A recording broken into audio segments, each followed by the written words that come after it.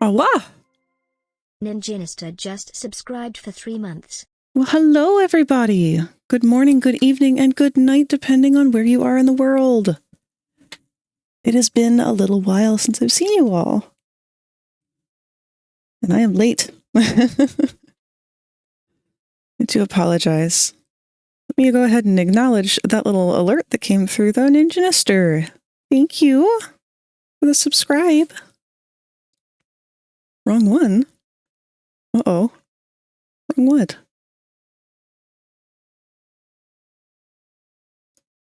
How are you feeling? Oh, I wish I could say that I was feeling completely better, but unfortunately, I'm still definitely fighting some of the endo. But, I meant to send that one.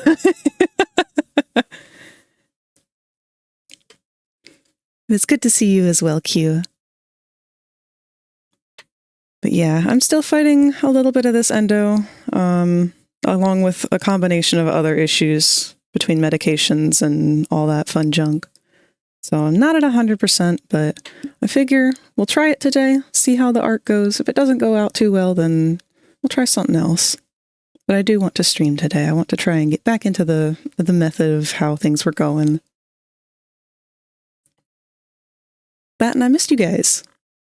Is my mic peaking out really bad? It seems like it is.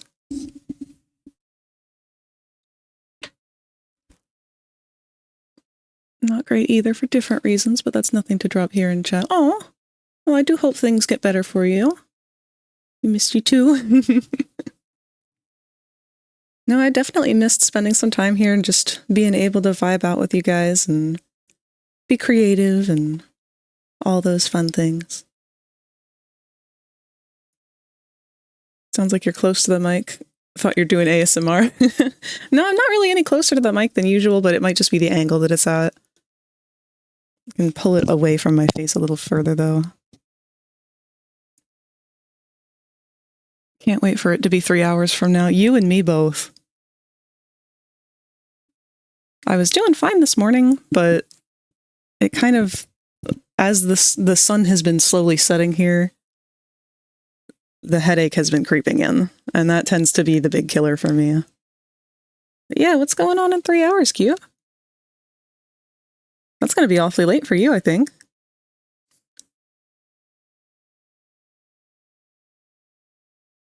Payment! Yay!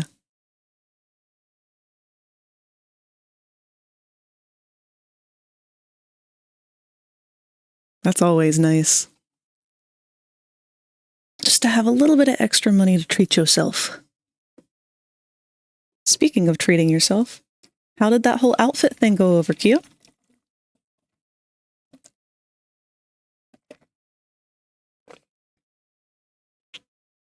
And I do apologize for not being very active in the Discord over the last week here. Normally I would at least try to check in every day and make sure that everything's all right.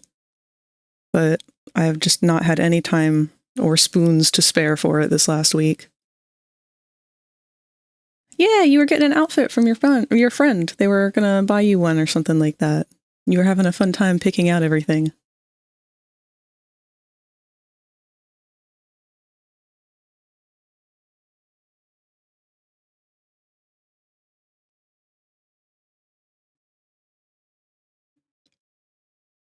Well, because I'm so late, we probably won't hang out too long on the just chatting window here.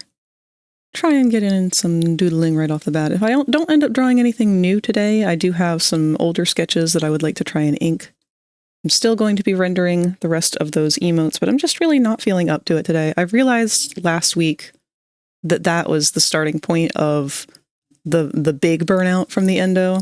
As soon as I started trying to do some shading and realizing that I haven't done any shading in a long, long time, just kind of hit a wall with it. But thankfully, I found some time over the weekend to play around with it and try and get back into my old groove, and I did end up making a whole new picture for Mommy Longlegs from Project Playtime, or Poppy Playtime, which I've been meaning to post and just haven't.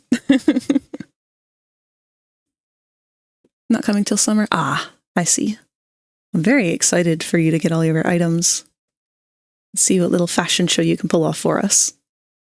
If you're comfortable with that. No pressure. Never any pressure. Birthday's in June. It's meant to be a birthday present. I see. Boy, that's coming up, huh? It's hard to believe March is almost over already.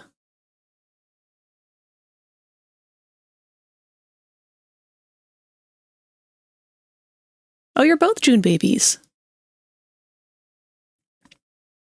June's a pretty busy one. I feel like I end up having a lot of people with birthdays in June.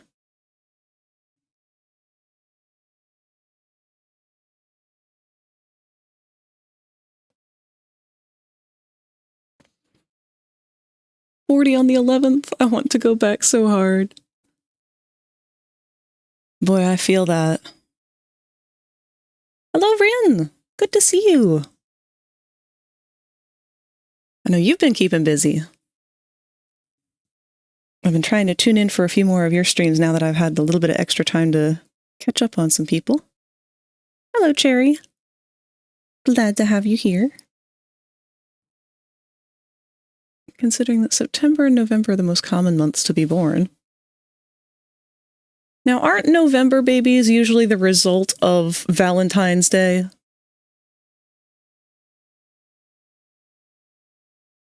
was wondering if I could get your insight on something Blender 3D related. Of course!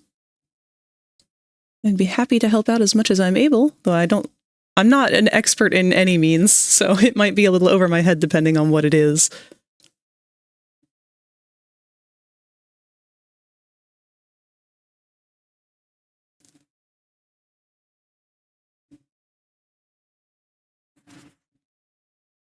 September ones are usually because of Christmas and New Year's. Oh, that makes sense.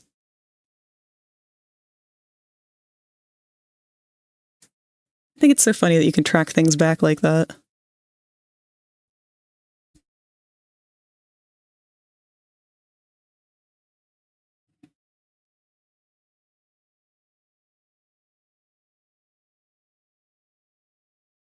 Yeah, I can definitely see that my mic is trying to behave a little differently right now, so you guys are going to have to keep tabs on that for me and let me know if I sound bad or not. Wondering what the limits are in animating a prop in Blender, basically trying to create a prop that looks like slime that I hold, but it kind of levitates and idly moves. Is that a thing that's possible? I'm sure it's possible if you know how to do it. Are you talking about this as in animating it, so then you could use it as a prop on a VTuber avatar?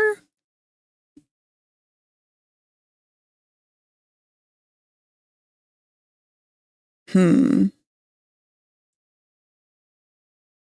not really sure how you would go about doing that. Cherry might be able to offer a little bit more insight. I don't know how much of that he knows in terms of crossing over with other programs. I'm pretty sure a lot of people use Unity and a plugin via Unity to convert their 3D avatars for VR chat to have the face tracking and be VTuber models. So with that in mind, you could probably pull something off with that. I don't know how it would cross over, though, with Live 2D.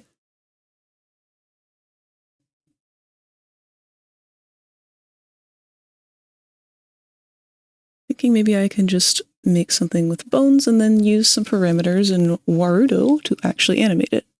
Depends on the exact effect that you want, but it should be doable with certain shaders or even animating shave keys.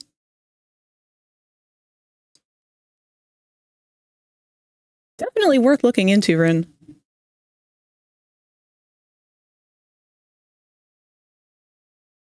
I'm supposed to be born in May, but apparently I saw that... Oh, I saw what the world was going to be like and said, nope, not coming out yet. I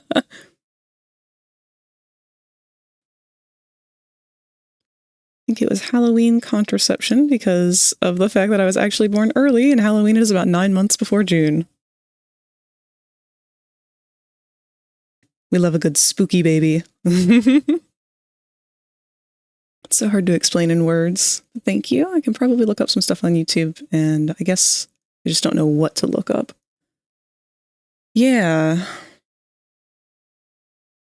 If you become lightheaded from thirst, feel free to pass out.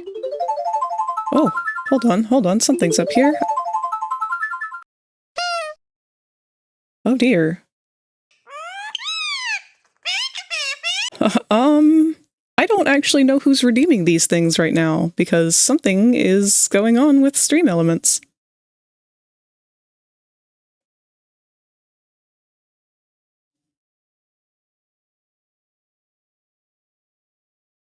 Uh-oh. Now, I was told earlier today that there's going to be some things getting fucky-wucky with all of Twitch. So this might be one of them. Where did I see that?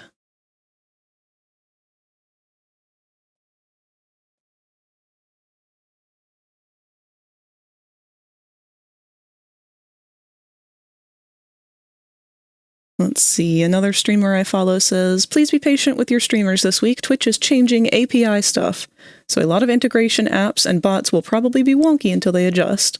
Expect scuff and send them love.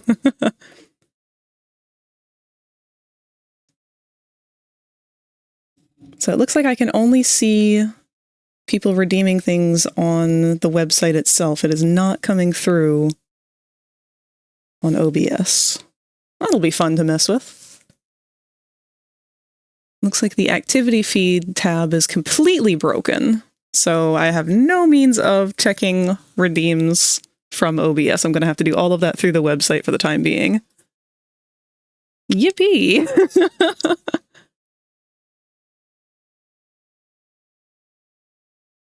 If anything, it's like the rest of the internet. It's probably something that pornographers have been doing since the beginning of time, so maybe look up how other slimes are animated.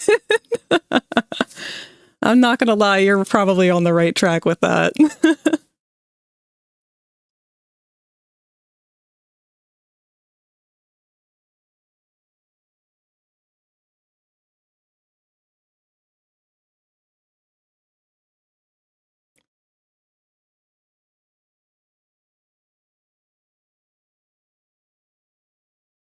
I mean, if all you're really trying to do is have like a physical item that looks kind of like slime, like Cherry said, a shader would probably be just fine for that. And then being able to connect it to, I mean, you could probably just get away with the model itself being a couple images.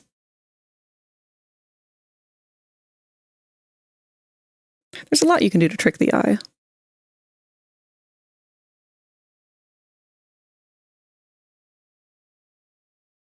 Just reminded me to go look at Warudo's update, and basically I'm going to have to redo all of my blueprints because of the API. Oh no! Oh, this is going to be fun. Why don't I go ahead and move right over to some of the other things that I have active in the background here and make sure that those are all connected and hopefully working properly.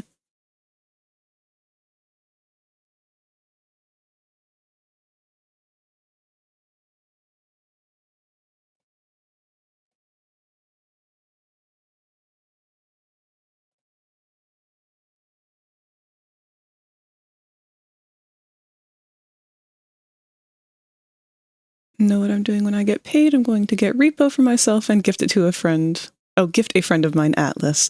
You will have a lot of fun with that queue, I'm sure. And welcome, Friendly! Good to see you! We're just checking to make sure that all of our, uh-oh. Yeah, that might be a bit of a problem.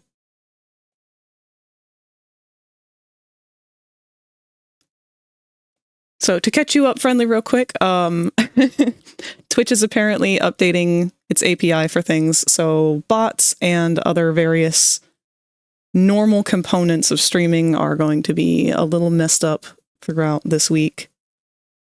I can see that, yeah, Stream Elements does not appear to be here. That's going to be interesting.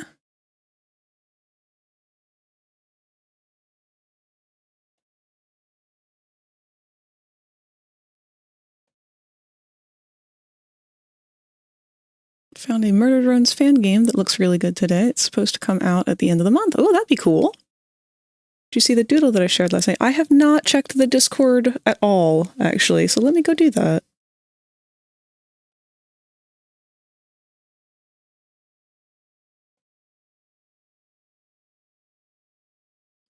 Oh my, okay, hold on. We've got a couple of really cool art pieces.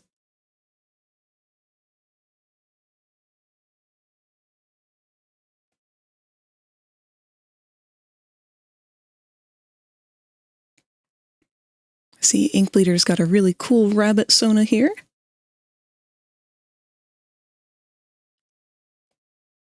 Ooh. Oh, that glowing effect on the eyes is so pretty. Poor baby. We show our love to our OCs and fan AUs by just beating the shit out of them mentally and physically.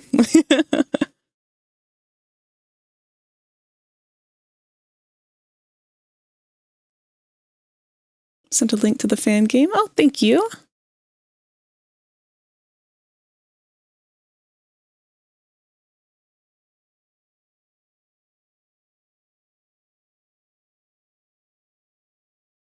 Oh, this looks cool.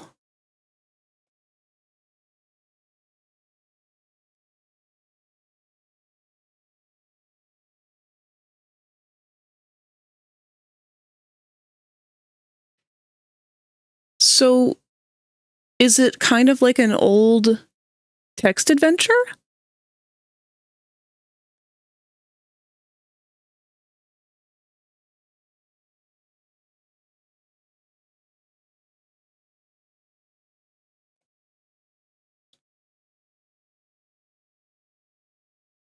Oh no, they do have graphics and stuff.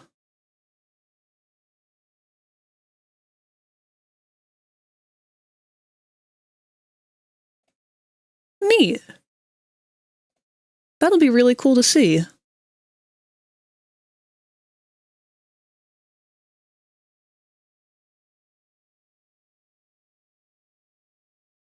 Therapy for us and character development for them. Yep. Is Murder Drones a thing that would have fan content on? Like, I've never heard of it. Murder Drones is pretty much the exact same as The Amazing Digital Circus. It's by the same people. It's just a different series that they've made.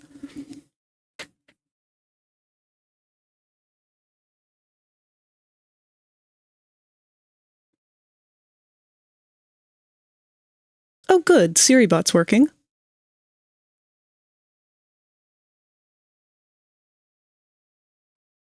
Let me make sure. Are we in the right category?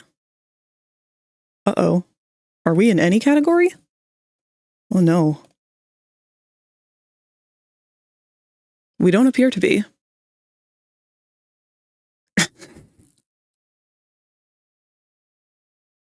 Let's see if we can fix that.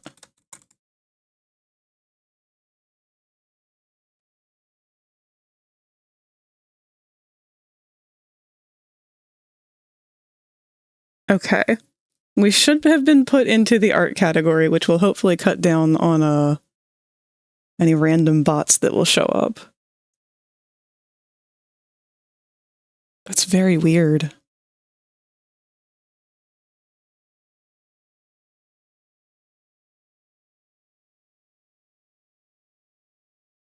We could do anything we want, like arson.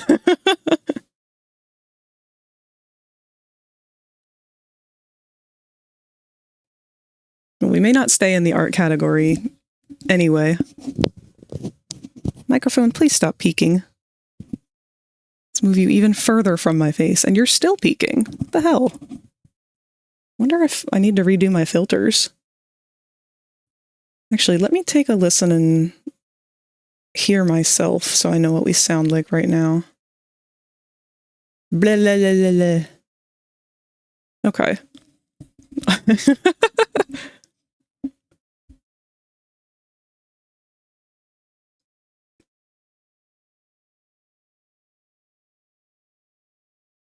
Frag! Hello, Sassy!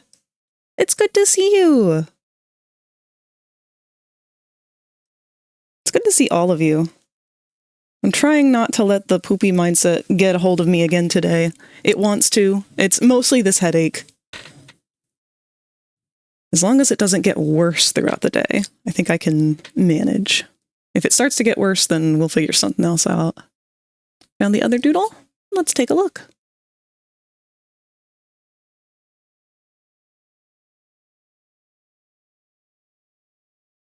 Aww.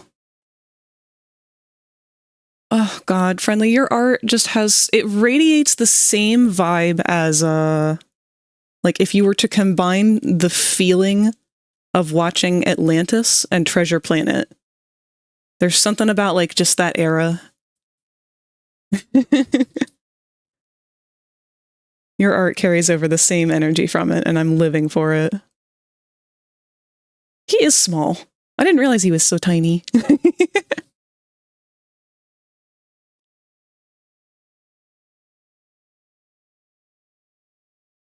Frag in a poopy mindset sounds like I need to throw it back for you, like Olive Garden. When you're here, you're family. Oh god, we just watched the Sonic movie over the weekend. The amount of Olive Garden references in that first movie.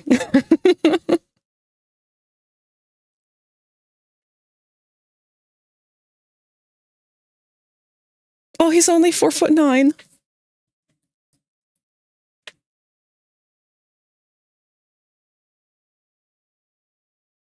That was weird. Our music stopped for a minute there.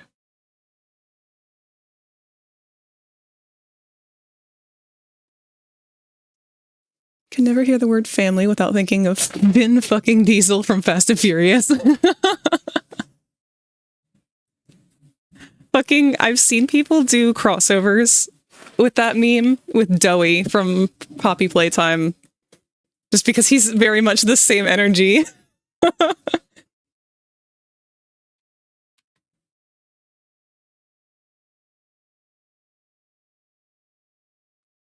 Speaking of, Doey might end up being my next 3D project, because I'm almost done with Dog Day. I've got his Unity stuff pretty much entirely set up at this point, with the exception of a couple bugs I need to work out still. But very glad to have him pretty much on the finished side of things. It's my little scrunkly boy and I love him. Good. We love him as well.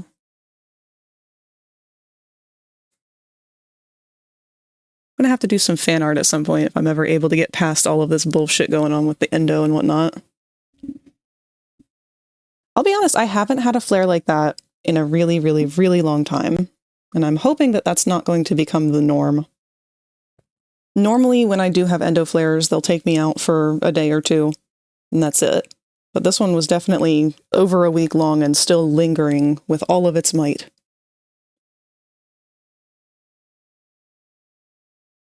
Is this the girl from Ipanema? I don't think I said that correctly. No, this one was the cat from Ipanema, apparently.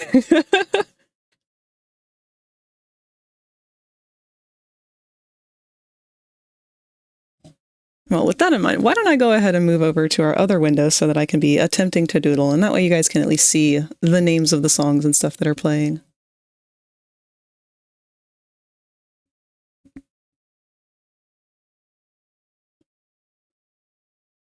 Whoop. And I see Popple is apparently working for now.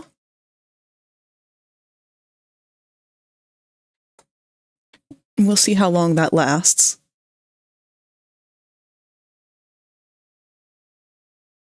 Would Doe use his dough body when playing Twister, or would he try to be fair to the others and stick to his standard form? I feel like he would probably stick to his standard form, but his standard form is already so large that everyone would already be at a disadvantage. Hello, Katsu. Thank you for lurking.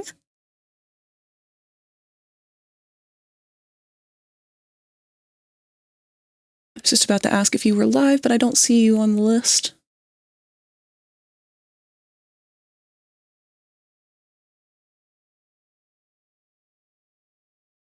Both Infinity,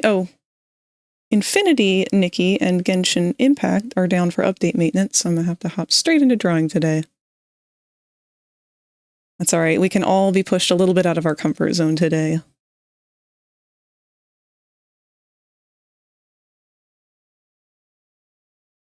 Right now, I don't think we really need the watermark in the way of things. It's a little bit distracting, so I'm gonna turn that off for the time being. And like I said, I don't have a whole lot in mind for our actual drawing today. You know what? I don't like how much my mic is peaking. So let me mess with the filter on that real quick. What if I turn the gain off? Let me set this up so I can hear it as well. All right. So this is the current settings, and now I'm going to turn the gain off right now. Hello, hello, hello. Okay, that didn't change much.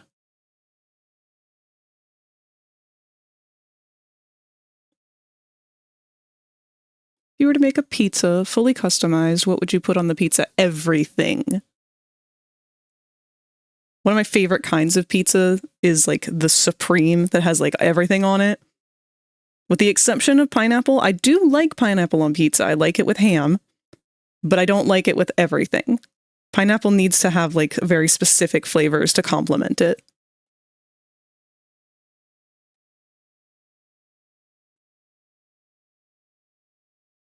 I've never actually gotten to try anchovies on pizza either.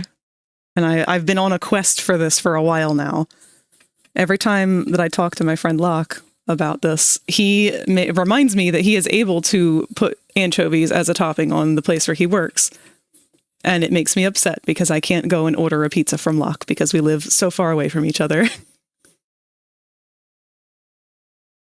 What sauce? Cheese? Crust? I'm not too picky. I'll eat flat crust pizza, but it's not my favorite. That used to be my mom's favorite when we were growing up. To save all of your files? Am I being love If you bombed? become lightheaded from I thirst, am. Hello, feel Snake. free to pass out. Thank you, baby. Now, I will have to let you know, unfortunately, I can't see any of the redeems on OBS today.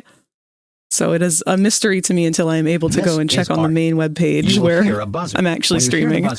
Stare at the art. Just trying to warm my hands up a little bit.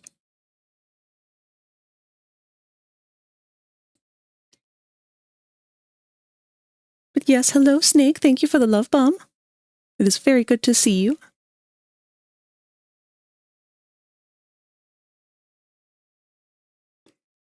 See, we don't do a whole lot of pizza anymore that's not just like the frozen shit. Because pizza's gotten pretty expensive, as has all food stuffs. But I love a good stuffed crust pizza.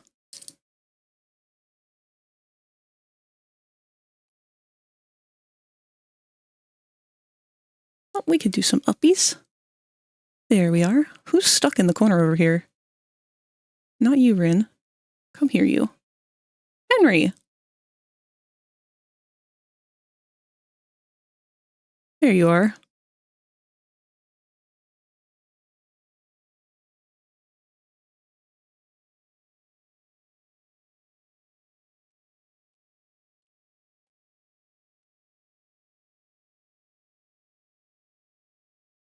So again, to those of you who are just now joining us, there is an API update going on Twitch, so a lot of our stuff's going to be scuffed today.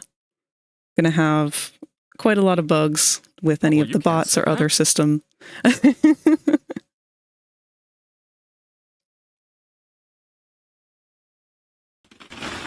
Whoop. And we are in the pit.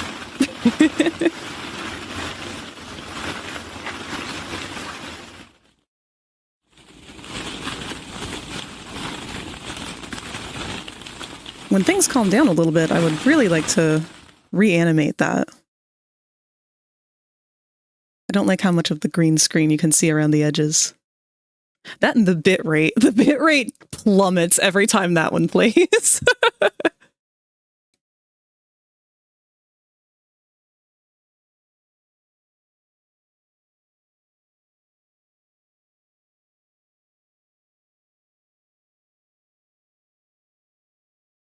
Let me go ahead and pull up my pose folder and see if we can come up with some various ideas to just sketch.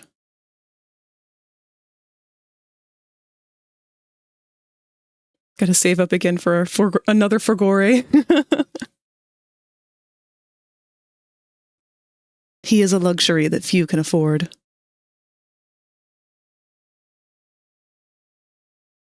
I filled up my pose folder recently with a bunch of dinosaur poses because I was working on the art for the banner for the channel.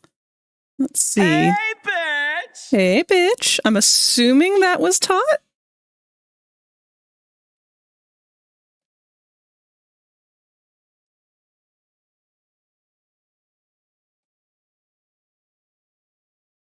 No, that was Kazoo. Hello, Kazoo. I apologize. The API is being updated on Twitch today, so a lot of the things are not working properly. And one of those things that is not working properly is being able to see who redeems what right now.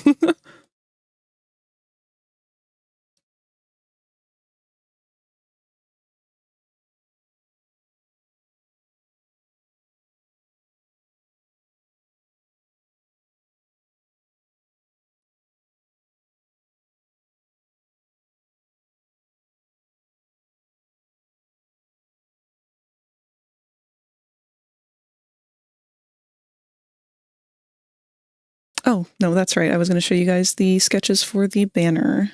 Let's see.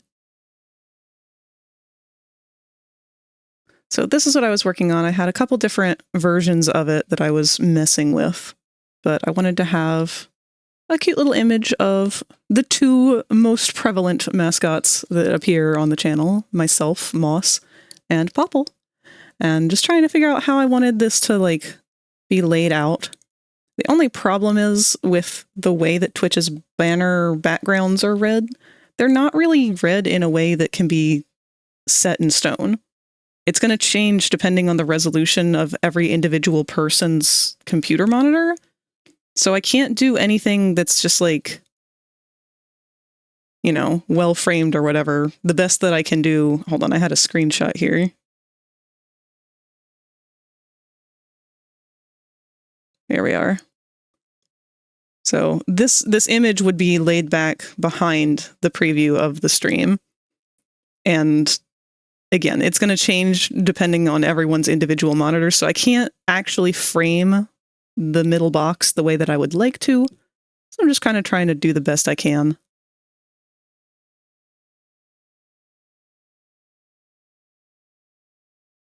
Made something terrifying by editing a Freddy Fazbear image. Uh-oh. I feel like that's how most of the fan images of Freddy Fazbear have manifested.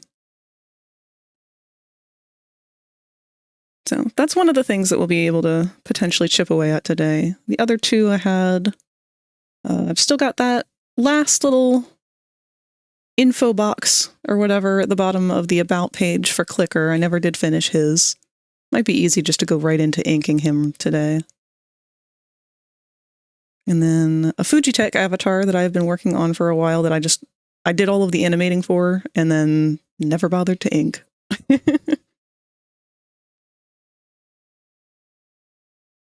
So we might play around with that as well. Oop, that was today's screenshot earlier.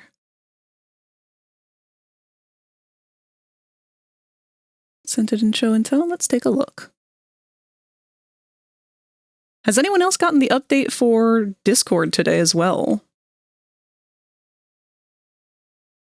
Oh, that is creepy. Oh, the eyes look so real.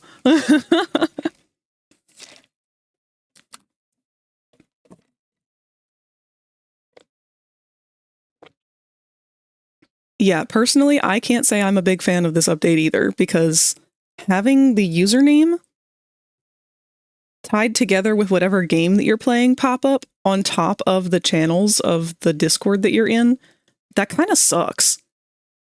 Because right now I have to have my name on top of every channel, on top of stream avatars, on top of part of the window, and I can't really do anything about that.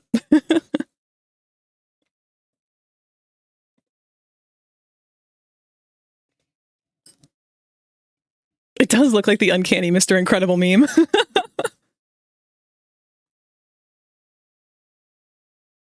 What update? Oh, you're going to get it soon enough, Q. Yeah, they've changed the whole UI, so the whole layout of it is just a little bit different. It's kind of the same, but still different, and different in ways that just, I don't know. I'm not trying to be anti-change, but it just kind of feels like...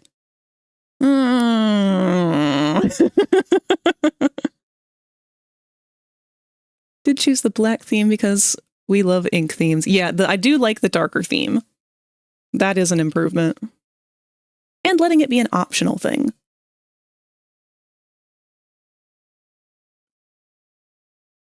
Tism isn't letting me get used to it. Yeah. Do you see that they added happy gas to Minecraft? I did! I didn't know how much that was going to take off the way it did, though. It's kind of surprising. I halfway wonder if they're going to do something about that with the Minecraft movie and have that be tied in as like a promo thing. Because I do remember there was a scene with a ghast flying around in one of the trailers. Hello, Kat. Good to see you. I heard somebody had a fantastic time at a convention over the weekend. I'm hoping to do the same myself this weekend. Actually, with that in mind, I may not be streaming on Thursday. We'll see about that. It just depends on how much I have done and ready. On the topic of Minecraft, maybe I could just doodle a couple of Minecraft characters. I used to have an old comic called Boxed In Comics. It was about the Minecraft mobs. They had a bunch of silly characters. My favorite one was one of the main characters, Ryan the Enderman.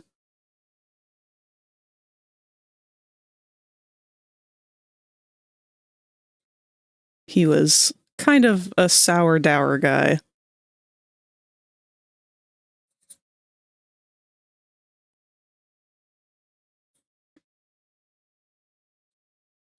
And a big bow tie.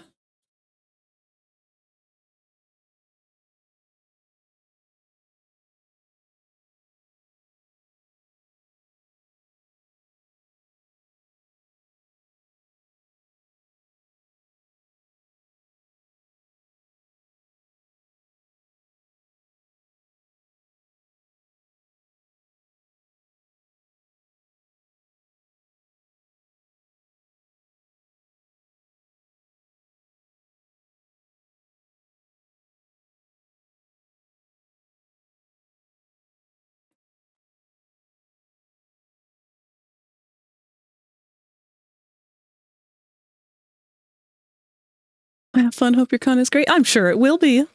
I'll be going with my friend Tot, friend and moderator. You guys have definitely met Tot a couple times now. I think I prefer Andy the Enderman. She's 4 blocks tall. You know, Ryan started from back when Minecraft was still just kind of in early development. You know, showing my age a little bit here. But I had a friend who brought Minecraft in on a flash drive. It was just an exe file. And I also, at the time, had no idea what anything to do with BioShock was. So the map that they had brought in to show me was a BioShock map. And as I'm exploring Minecraft for the first time ever, not understanding what the hell this game was all about other than just blocks, I was seeing signs everywhere for this Ryan guy, because it was BioShock.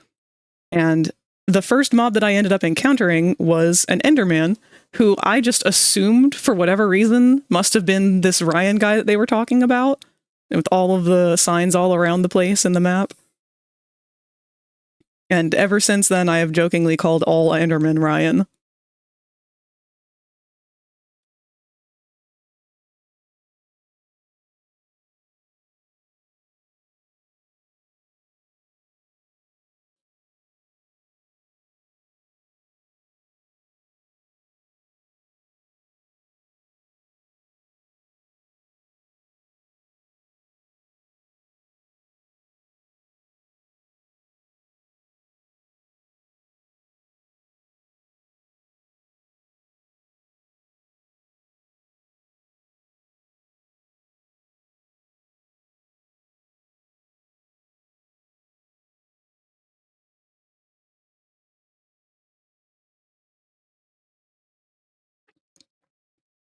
His whole goal was that he was jealous of the humans for being able to use crafting blocks.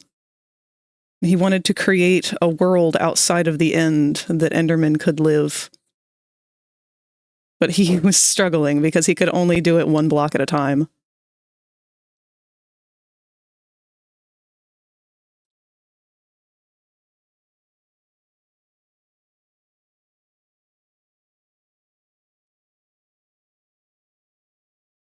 In Dead by Daylight, we have like 2 Resident Evil DLCs, and one of them has the Nemesis as the killer, and his passive has 2 zombies wandering the map to chase players. All he wanted was to craft. The start, the epilogue. I might still have parts of the comic from forever ago. It didn't get very far. It was mostly all still in kind of like the thumbnail stages. I only had 5 or 6 actual colored pages done. A male presenting and a female presenting zombie. I forgot what I named the dude, but I named the feminine zombie Cheryl. Cheryl's a good zombie name.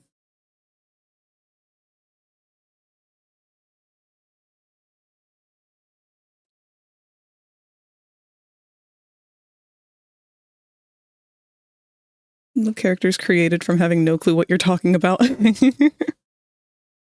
Yeah, we had Ryan the Enderman, and his whole goal was to create a world outside of the End the Enderman could safely live in.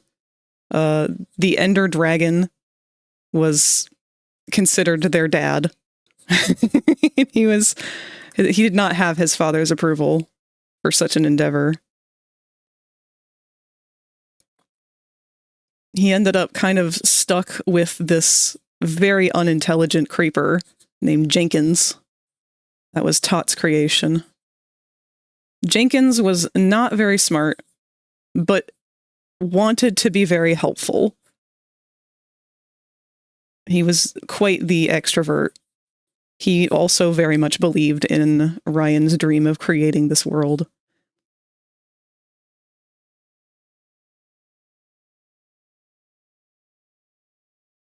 Ryan was not a fan of him, though, because anytime he was around, he would blow up anything that Ryan had spent all this time building.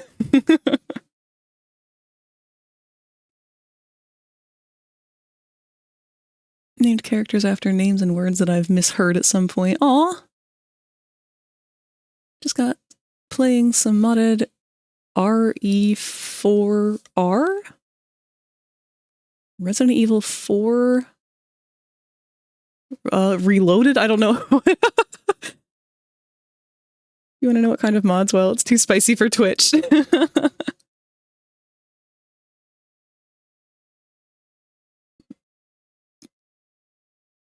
When the xenomorph was added, I named him Richard.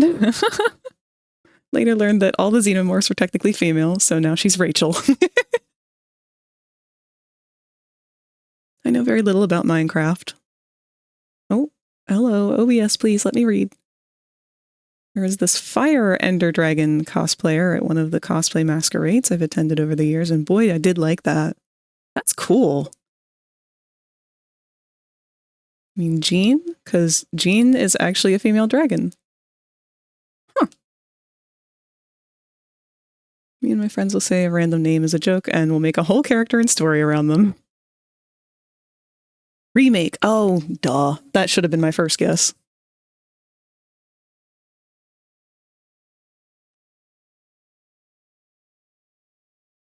Question mark is in fact part of her name. A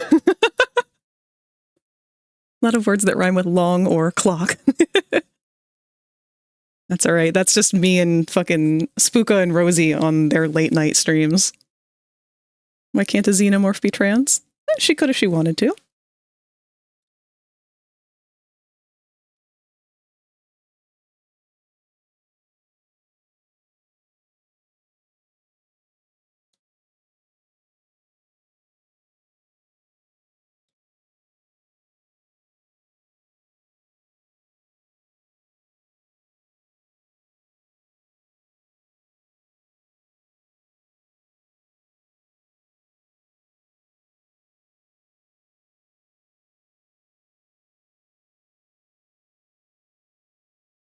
Trying to remember how I drew Jenkins' face. He always had like kind of a vacantness to his stare.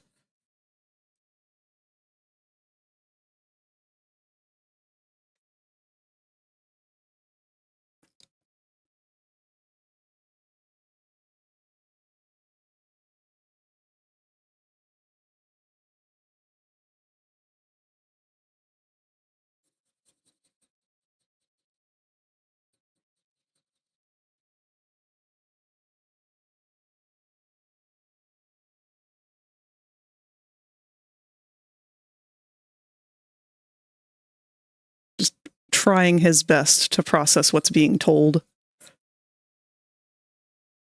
Yeah, a little bowler's hat.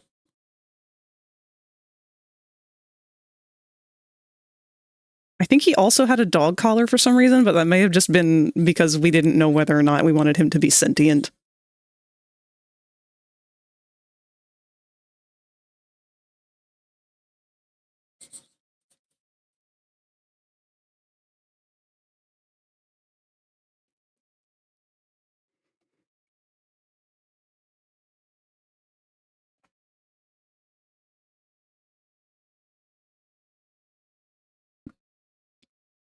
Somewhere out there, Rachel has a xenomorph friend named Richard.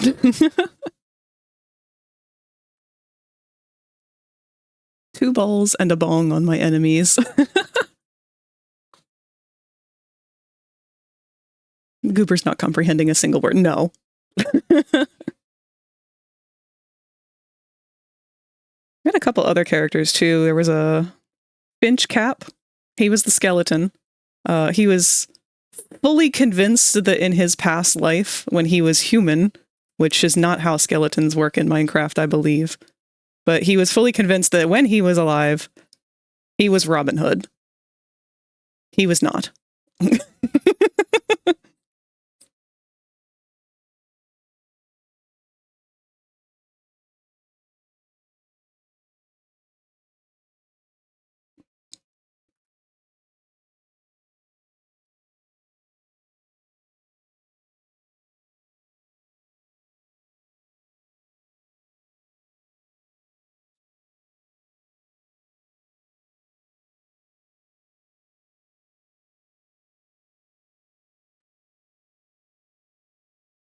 He had like a kind of Robin Hood-esque hat of some sort with a feather in it.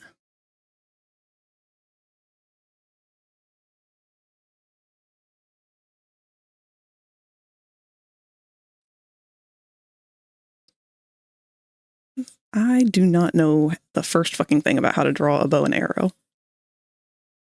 Thankfully, it's Minecraft, though.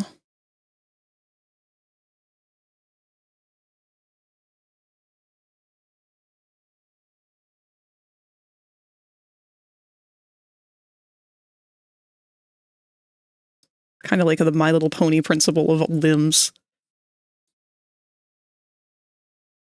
Just has to be enough to kind of show what you mean.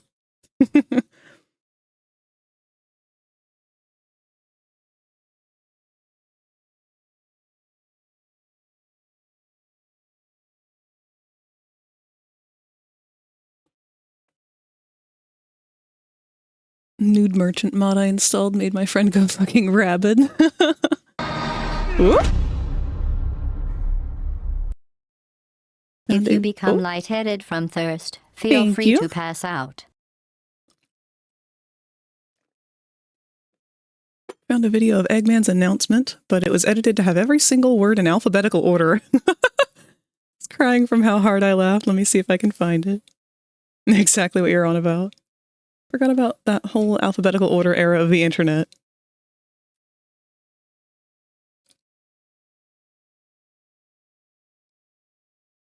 It's just backwards C with another forward C? Oh.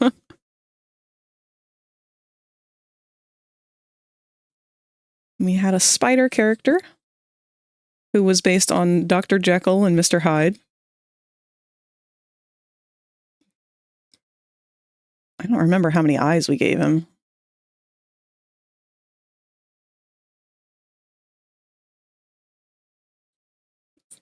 But he was not a fan of Finch because Finch wanted to be a spider jockey really bad.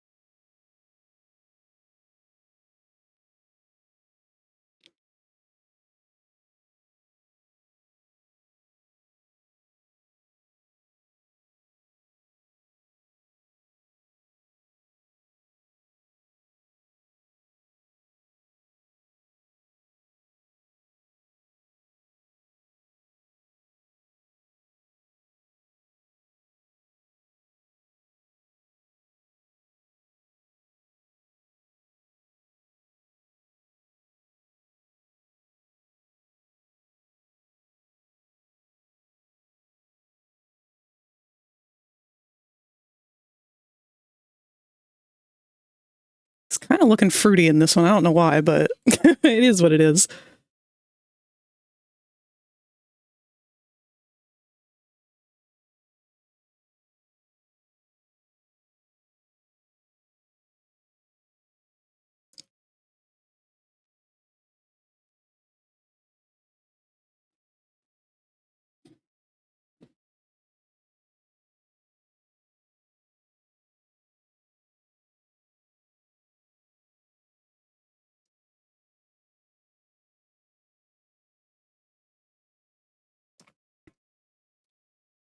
They had an on-again, off-again friendship. It really just depended on the time of day, literally, because the spider... What the fuck was his name? We might have just called him Octavius because we didn't really have a lot going on with him. But, like, during the day, he was very friendly and sweet and, like, super nice doctor guy. And then at night, he was just, like, mad scientist, I'm going to take over the world. Our first antagonist of sorts was Reuben. And the backstory with Reuben was he was a zombie, and Jenkins decided that Reuben was his best friend, even though he predominantly would just like stagger around and drool.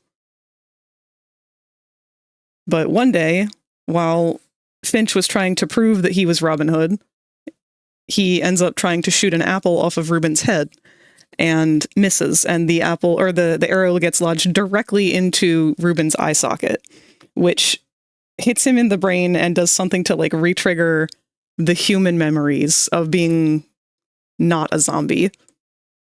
So now he's suddenly a zombie that has all of the intelligence of a human. And it turns out that Reuben was actually our human character Steve's best friend before becoming a zombie. And that ends up being the whole arc of chapter 1 is Reuben is a zombie and he's realized he's got these big zombie powers now. And now that he's been reawakened by this arrow to the face, he wants to come back and turn all of the living humans and villagers into zombies because he feels like that's better. And Steve is trying to stop him. And it's a very anticlimactic ending of chapter 1 because they just end up pulling the arrow out of his face. And he just goes back to being stupid. But now it ends up being like they can pull out Reuben anytime that they want by just shoving an arrow into his eye. But every time they do, he just wants to be evil.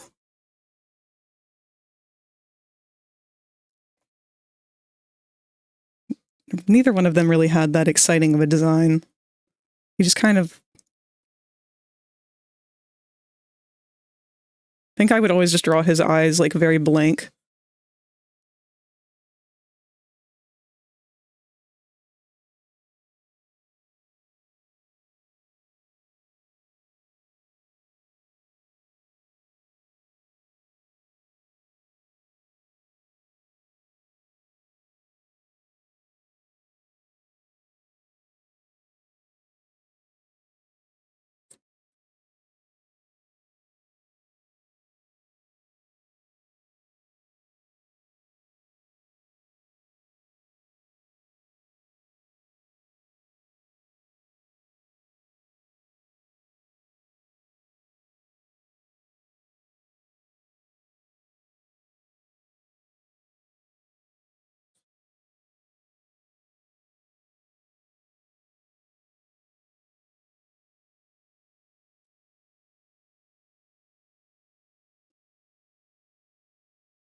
Just no thoughts.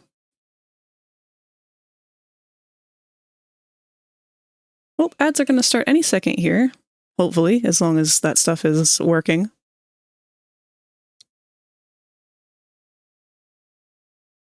I'm hearing the boiled one sing just the two of us. This is incredibly compelling.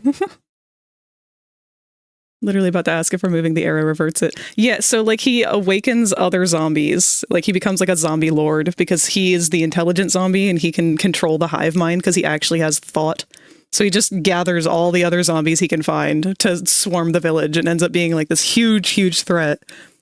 It's very goofy. Jenkins was a lot more like a cat in the sense of like he just fucking hates humans. He doesn't know why.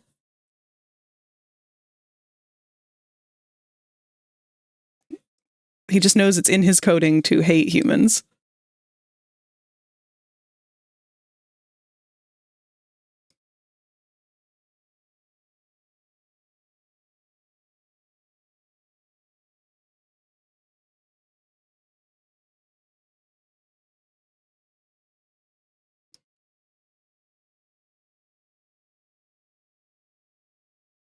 I forgot about his little claws.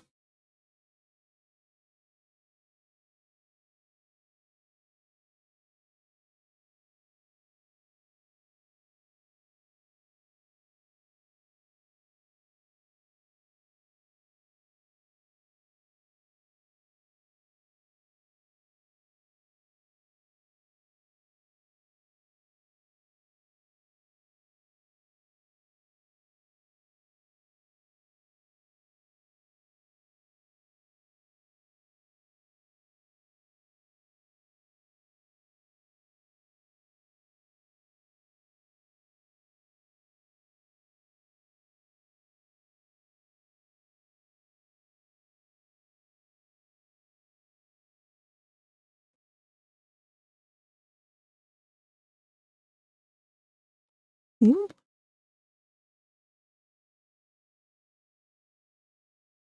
Was he smart enough to put on a hat? Probably that was the only thing he knew how to do.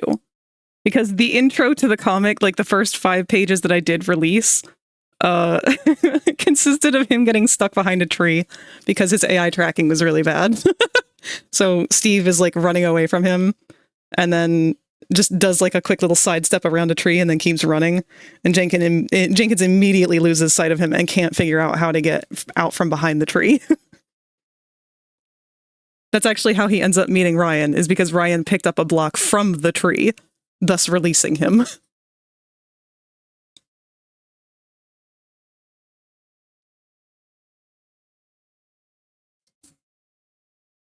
Oh, the zombie. No, as a zombie, he is thoughtless. He cannot do anything. Only when he has the arrow in his face does he have the ability to think at all.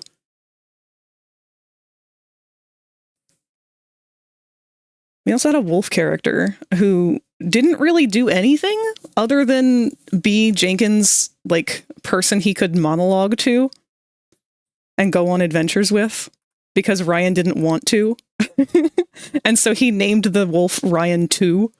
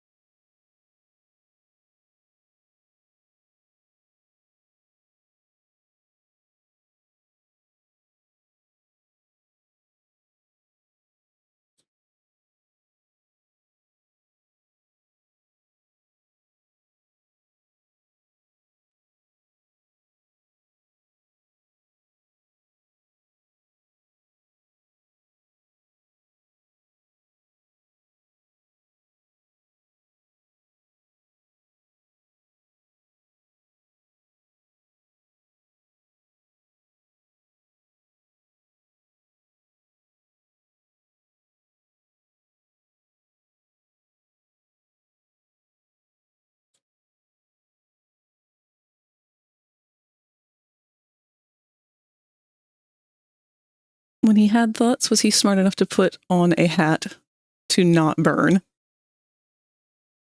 I don't think that actually would have made a difference. I think any kind of light would have still burned. But he was smart enough to wait until nighttime to unleash his full frontal assault on the village. There were a couple villager characters, too. I was a big fan of the butcher. That was the mayor's wife. And I drew her exactly the same as all the other villagers. But she was kind of like the one who actually got shit done. I'll have to pull out the old sketches and try and share them in the Discord or something sometime.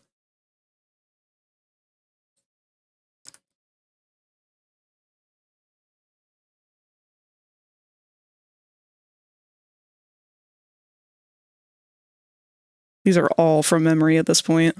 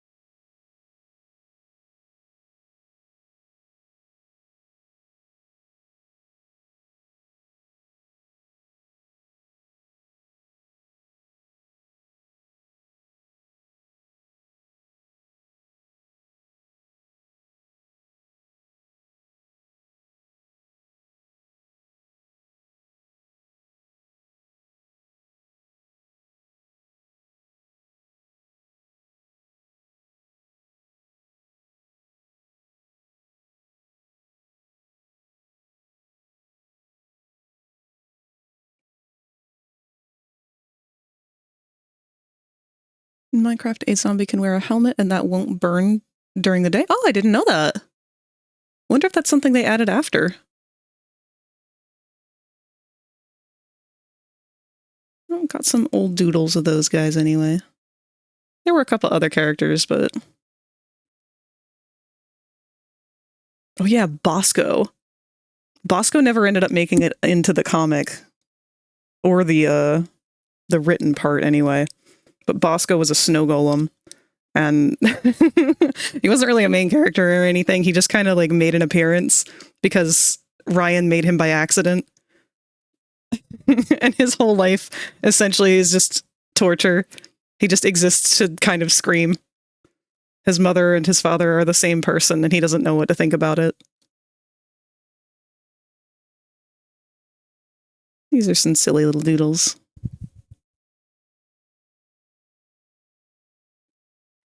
We had a whole chapter about Herobrine. And another chapter about the Wither when that was a thing. The Wither character was pretty fun. He was a one-man a cappella band.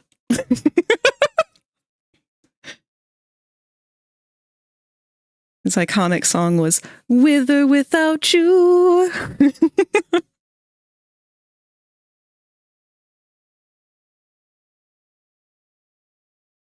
Let me save this.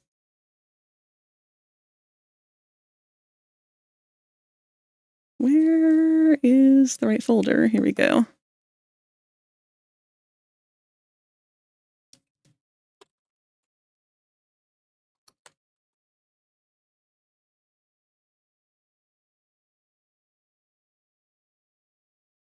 Actually, let me real quick check one place I might still have some pictures of them.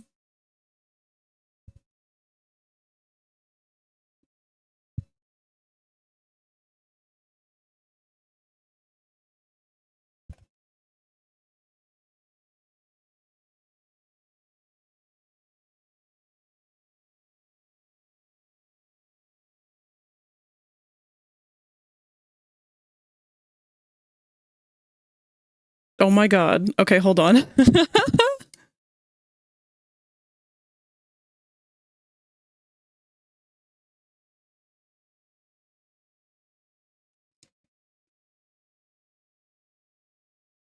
You can tell this is old because this website doesn't even exist anymore.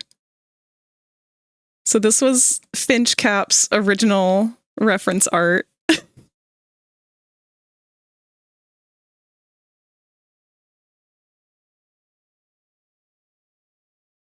Here's Ryan Toos.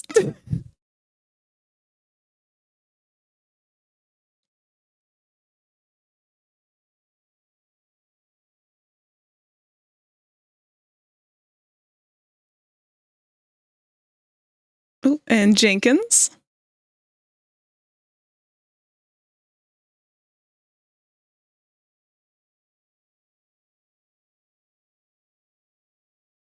I thought for sure I still had Ryan's.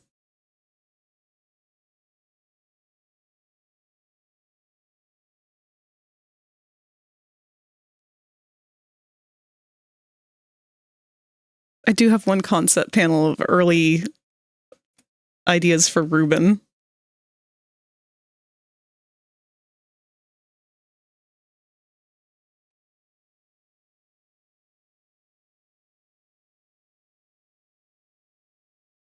There's one other place I can think to look. Because the problem is the website, it was all on Smack Jeeves. That was the old like webcomic hosting website. But Smack Jeeves has been taken down for quite a while now. It just doesn't exist anymore.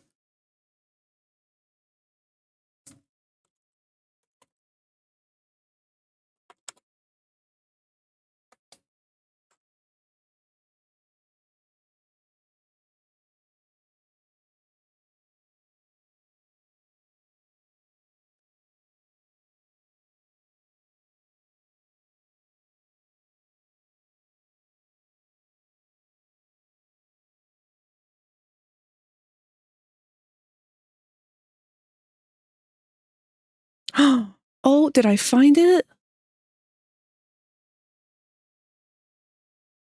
Oh my gosh, I actually found the old comic pages themselves. Okay, hold on here. They're not good. I'm going to be perfectly honest with y'all. They're not great. Oh, we can read it together. Hold on, let me catch up on what you guys have been saying.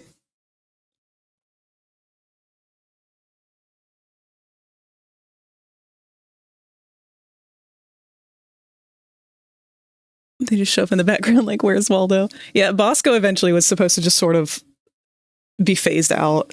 He was a fun character, but we didn't really have much we could do with him. I say we because, again, this is something that me and my friend Tot, who is still one of my besties, that's the person who I'm going to this convention with next weekend.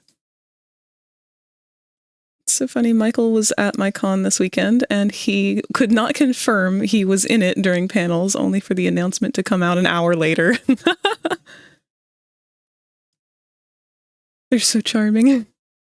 When I saw the announcement, I immediately went, I found you, motherfucker! I don't know why anyone's surprised at this point to find out that Michael's going to be a part of it.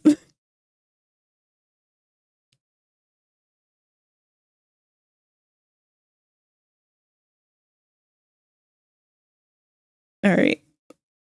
Let's unveil some of these old comic panels. So we have our first panel here, our establishing shot of the flower. This is from 2012, by the way. So this is some very, very old art. So right away, our flower gets crushed by Jenkins, who is on the run. He's chasing after our main human, Steve.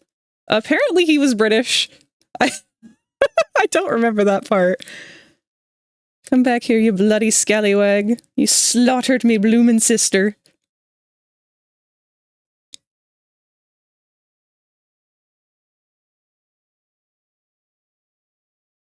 We have page 2. I can't believe I still found this.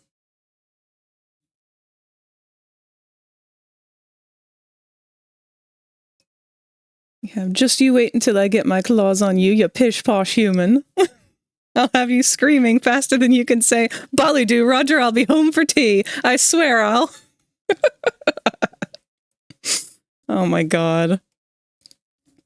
What was that about doing, Roger? I couldn't hear you over the sound of this tree. Wait, no. Oh, too much dialogue, man. Jenkins couldn't stop fast enough. Runs headfirst into the tree. Very, millennial humor here.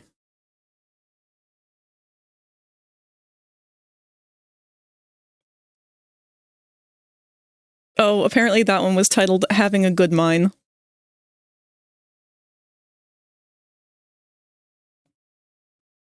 Oops. And we have page 3. He gets up, finds out it was his mortal enemy, the tree. I'll never figure out how to get around this time. A whole day passes and he's stuck behind the tree. And then all of a sudden, yoink! A block is taken from the tree.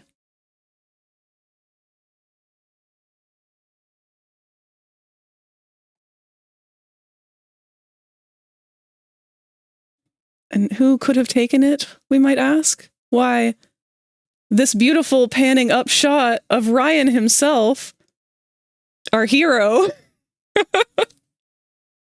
Didn't even notice that Jenkins was there.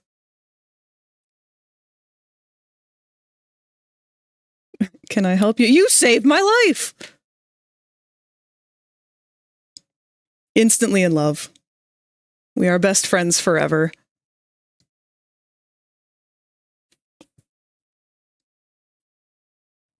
Wait, he's so happy.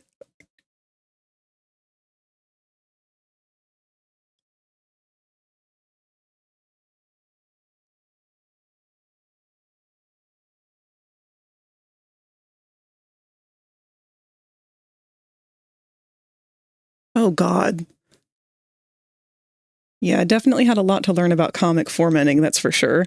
Because this lovely wall of text here, I think the point was that he's just rambling.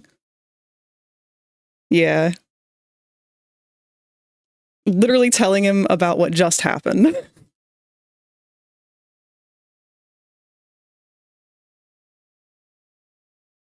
Oh, those font choices. Look, giblets, I get it. I saved you, whatever. You can just go now. I'm busy, okay?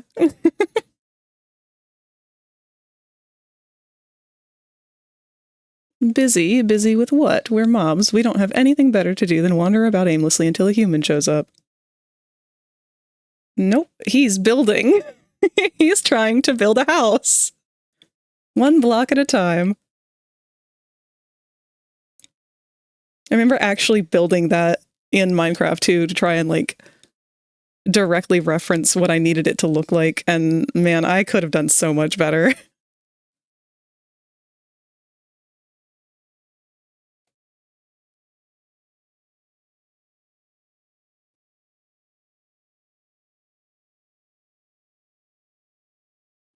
So you built this whole place by yourself? Yup. That's bloody brilliant. Other mobs just live in caves. Wham! Just punched him right in the fucking face. One more step and I'll eat your face off. What in the name of Notch was that for? Oh shit, I forgot. Notch was their god at the time. And then he sold Minecraft.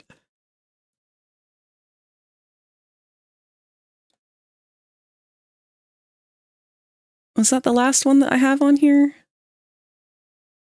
I think there were 2 more pages, but I don't see them up here anymore. Because I had introduced Ryan 2 already. Ryan locks him out of the house. By locking him out, I mean he literally, like, I'm pretty sure he just closed the hole with other blocks because there was no door. And then Jenkins ends up having to stay outside until daytime, in which he ends up meeting the dog, which I think is in the process of killing chickens when he finds it. And he starts narrating it like it's a nature documentary until it turns towards him to start like chasing after him. But then he ends up befriending it.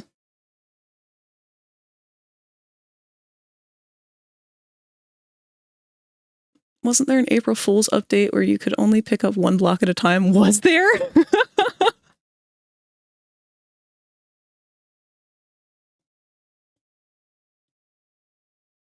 I'll post these in the Discord. But I think I'd rather find all the pages to post. I might have to check my old computer to do that.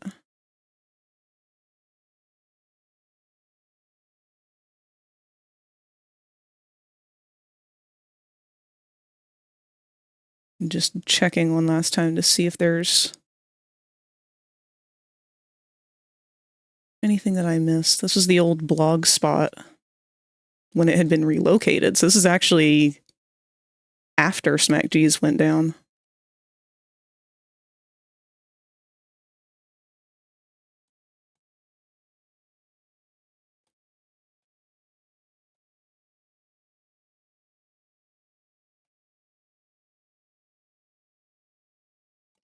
Yeah, I don't see any others.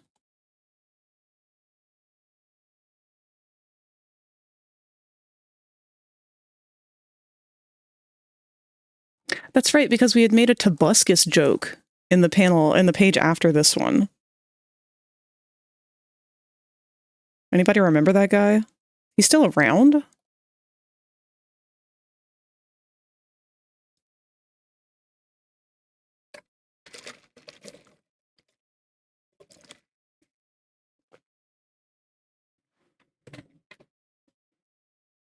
You know, I swear my mic is much more sensitive now than it was last time I streamed, because I feel like it's picking up on every little sound.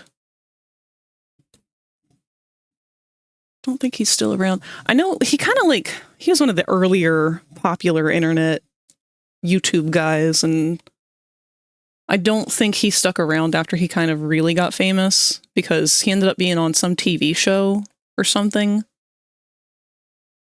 Just one of those things. I can imagine it would have been super stressful to have been in part of the early influencer age.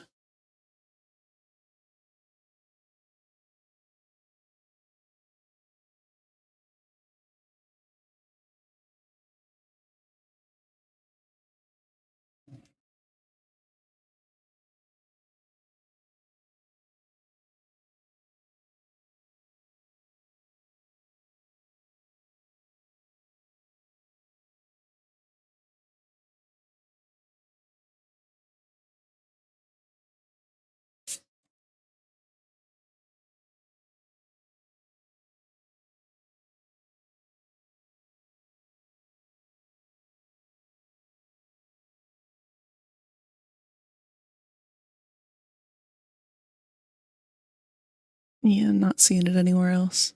That's fine. I will hunt it down in my sketchbook along with all the other Minecraft doodles.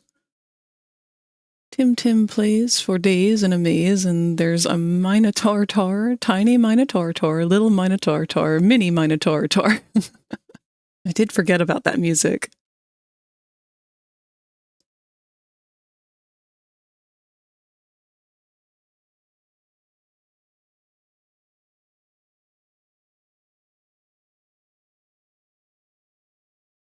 All right. Well, fun as Minecraft is, let's try and get at least something going here art-wise. If nothing else, trying to finish this last little banner might be good. One of the things that I remember had him. Yeah, the music videos, and I never watched his Minecraft runs, but all of my friends did. I was much more of a Yogscast person.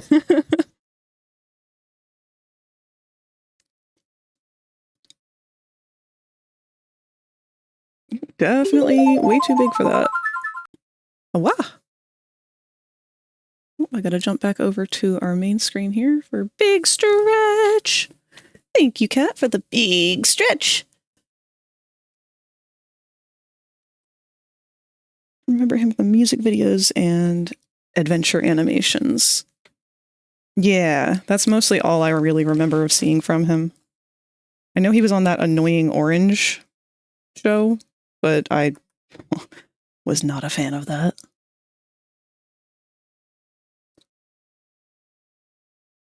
Okay, my resolution is different for these, so I'm going to have to find the sci file.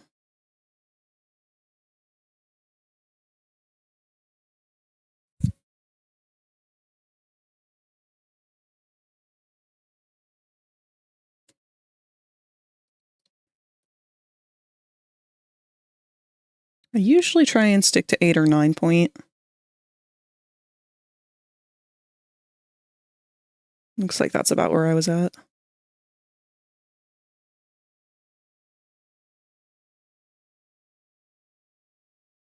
it's probably not the best idea to go right into doing inking work right off the bat, but fuck it, we ball. Especially doing a mecha, of all things. I haven't done any mecha art in so long. I don't know why I even bothered to pick a mecha character to represent the facts page, other than the fact that that's just kind of Clicker's whole thing, is being a nerd. Where's a good place to start? He used to always start with his horns. Let's put a layer between.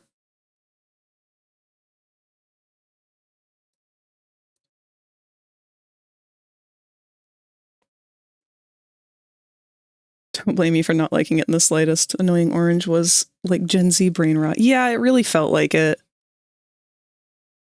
I was never really attracted to brain rot anything. And it's probably a lot to do with the neurodivergency, just being noise sensitive and stuff.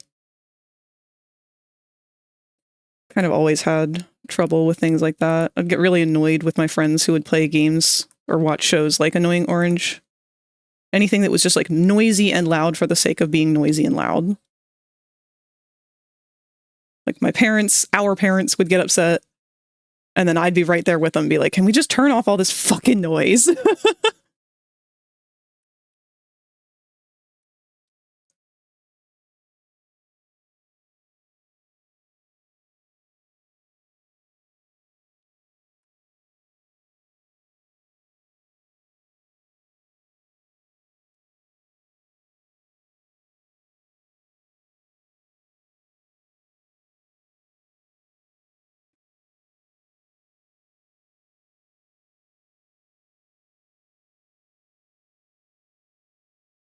Clicker's a character that I would like to kind of go back and rewrite one of these days.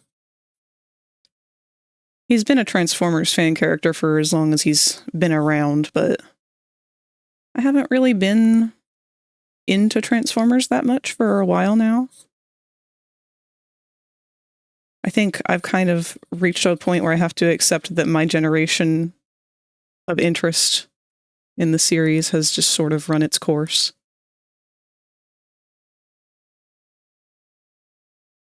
Like me when I see my little sister watching content farms, I literally take the remote from her and turn it off. Yeah, content farm stuff. I can't imagine that's even, like, good to watch. I feel like one of these days that's going to be a stream that I do, though. It's just watching the obscure content farm videos that we can find. Because they are weird. They are weird as hell.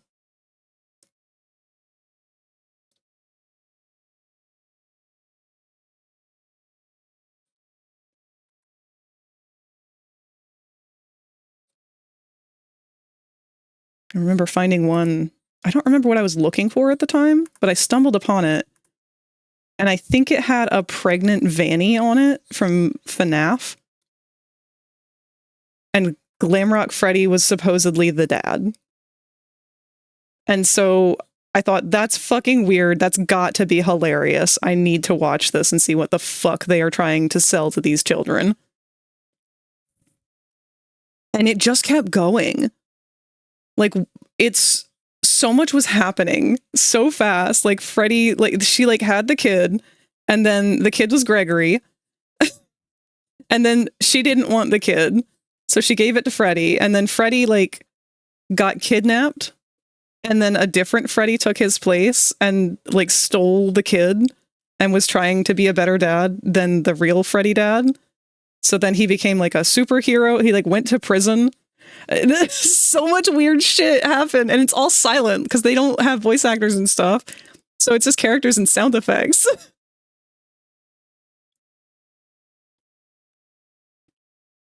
I'm not sure I'll ever understand content farms or brain rot. We did like 5 minutes that when I first saw it, and it was fucking weird as shit. That's what I mean, though. Like, we're gonna have to go on an adventure.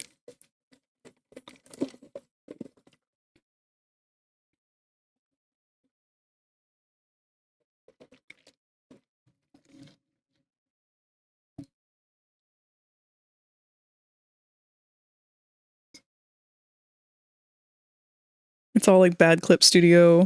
Oop. Clip Studio paint paper dolls. Yeah! But that's like the weird part, because sometimes the art is like weirdly good. And I just can't tell, like, is this something a person drew? Is this stolen fan art? Is this traced fan art? Like, what is this?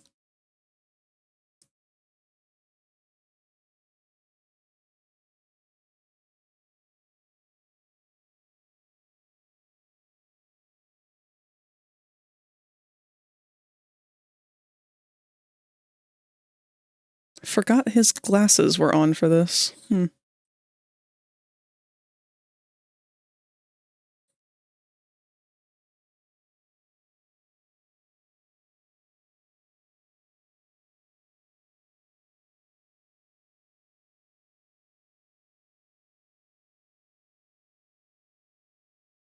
Robo glasses. Yeah, I mean, they're goggles.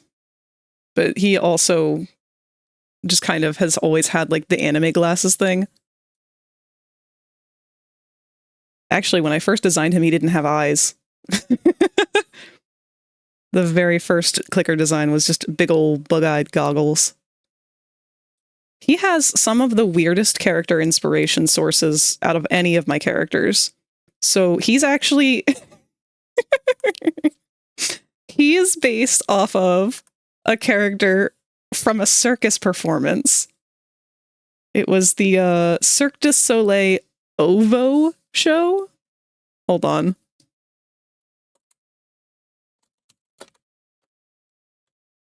I don't even know if they still do this show.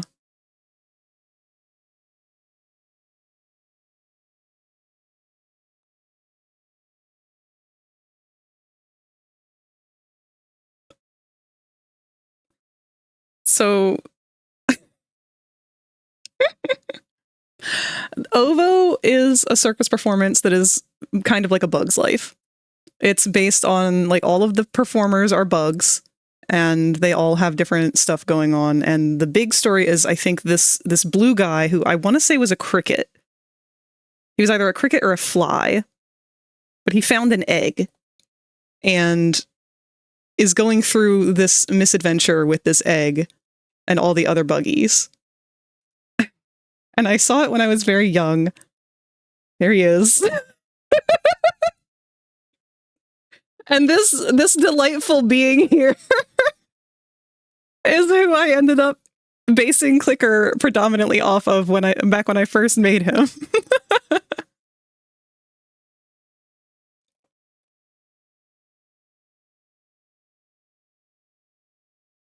No, he is a transformer. But he was inspired by bugs. He is very into bugs. Let me see if I can find a video for the trailer of the OVO performance.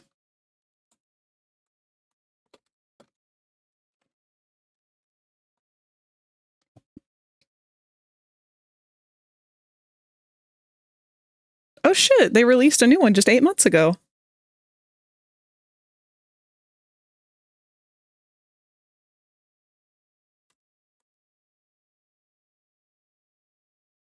Here you go. If you guys have never watched anything Cirque du Soleil related, I cannot recommend it enough because, my god, even the video recordings of the performances, if you can't see them live, being able to just watch them, even in these trailers, is so cool. I was lucky enough to get to actually see this performance in person because it was something that my mom had gotten through her work, and we were all, like, the whole family got to go.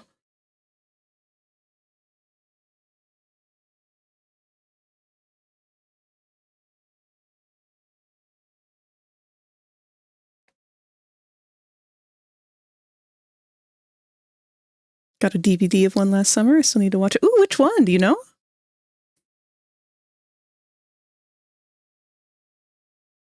Here's hoping I don't get hounded for money first thing in the morning. Oh, I hope not. I wouldn't even tell them about it. Just be like, nope, I don't know. I guess the check's late. I don't know.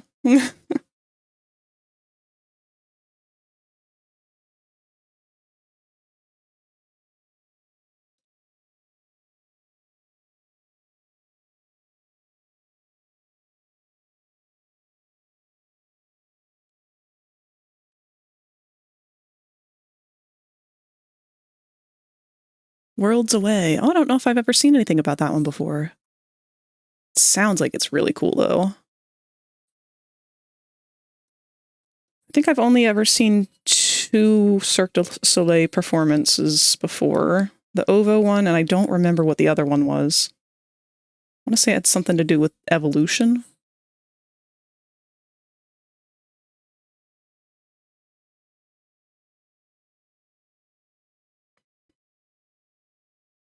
Considering it's universal credit, I don't think I can do that. Oh.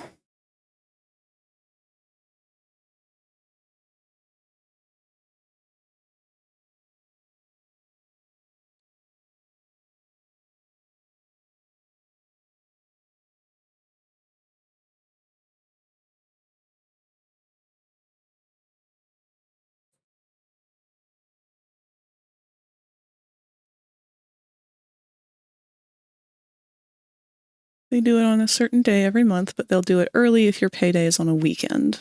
I see. Truth be told, a ton of my OCs do acrobatics or dance, and I fully blame the shows I saw as a child or teen for that. It's so fucking cool though, man. The circus and all sorts of performances like that, they're just really awesome. I always wanted to be able to do things like that myself. And I think maybe as a kid I could have, but it would have come back to haunt me for sure. I was very active as a child, but the older I got and the more that endometriosis started to set in, the less I was able to do things physical.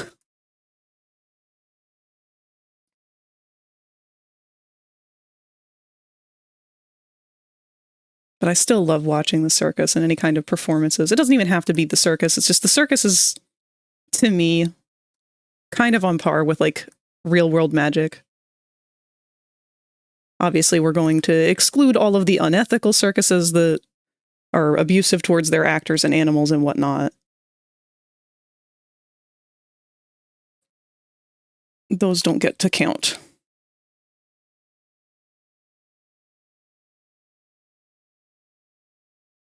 Actually, I don't think Chauncey's been able to stop by and say hi for a while, but I think she did just go to a circus herself recently.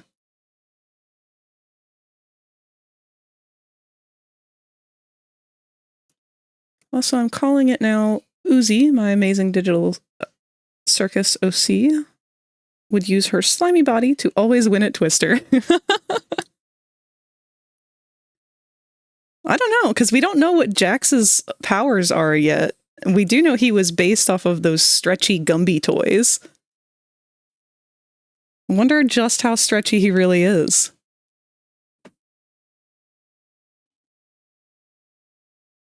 Posted 2 of Mystic Sapphire's villains I wanted to show you. Mystic Sapphire is for Jackson.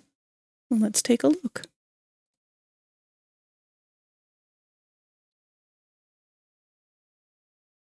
His name is Content Farm Monster, and the other one is called Hard Fudge Shell. Made of fudge cubes and the giant. Oh, and giant, and the other one uses kids' content farm channels to hypnotize for into joining him. That's a really cool idea.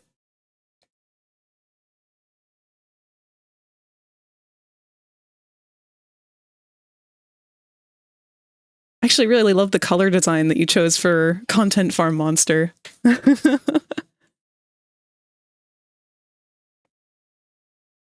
Can't ever disrespect circuses. Without them, we wouldn't have Steve-O.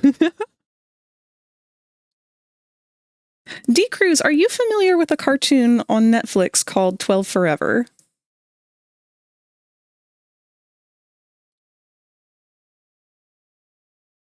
No?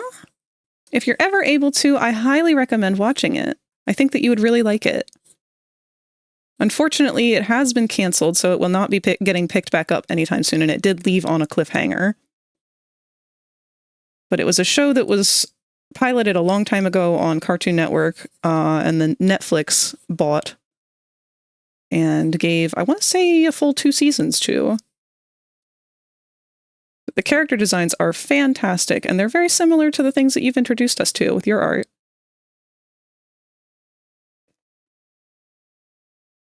I know why, because the creator did not so savory stuff and is a yeah. The creator, unfortunately, is not a very good person, but we are separating the art from the artist because she had been removed from the project completely, and the project was actually handed over to somebody else who I believe was trans and was very passionate about continuing the entire show, but unfortunately they just could not get it past the bullshit. But yeah, the creator had been taken off, I think, before it even aired on Netflix. So very little involvement with it. But unfortunately, their reputation was just a little bit too much in the spotlight, I think.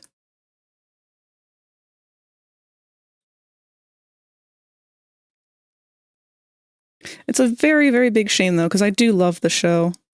And I'll be honest, it actually taught me a lot, even as an adult, about, you know, just certain childhood traumas. Weird as that may sound.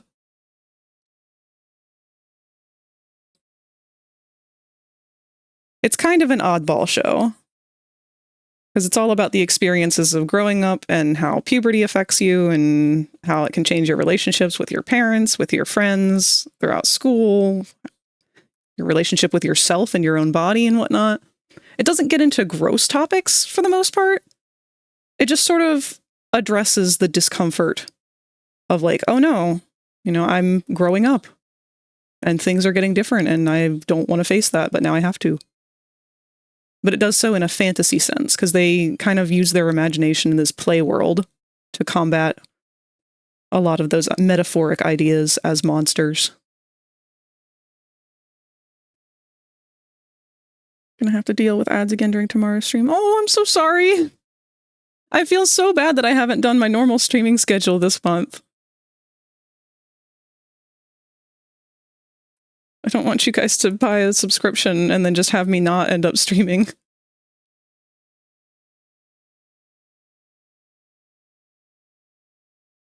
That's why I really wanted to be able to stream today, even if we're not doing the usual stuff. Who are you drawing? Have you ever drawn a villain and a hero before? I have!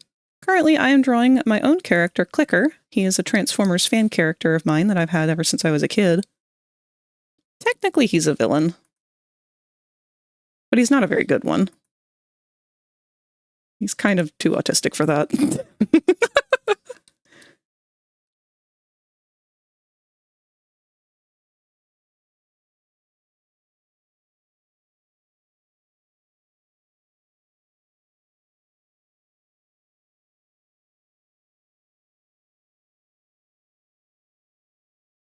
Adults are just kids who have responsibilities. Yup.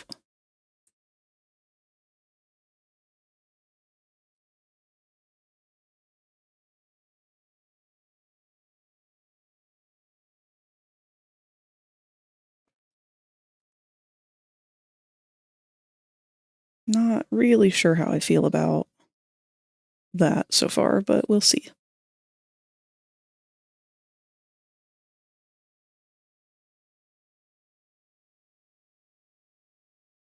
Yeah, I used to do a whole lot of Transformers art. It was predominantly Transformers. It was a little too late by the time that I learned that maybe drawing nothing but mecha my entire life might not be the best route. I switched over to drawing Sonic shortly after the Transformers community started to kind of die down some. There was a lull for a while where there was just no new content, no new shows, nothing really going on. So I took that opportunity to get back into Sonic the Hedgehog. I think we're going to leave off the rim of the glasses there.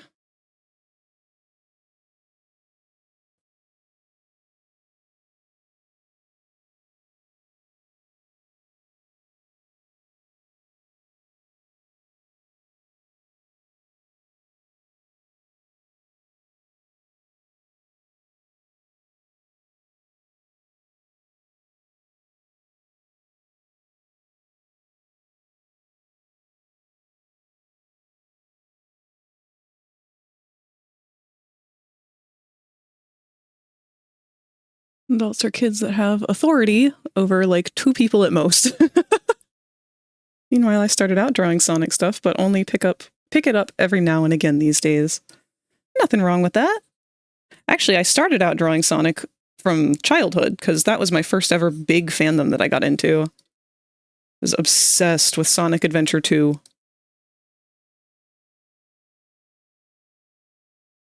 Actually, one of my favorite drawings I've ever done is a bad Sonic drawing. I think I may have posted it on Blue Sky before. Let me double check. It might have been Twitter, actually.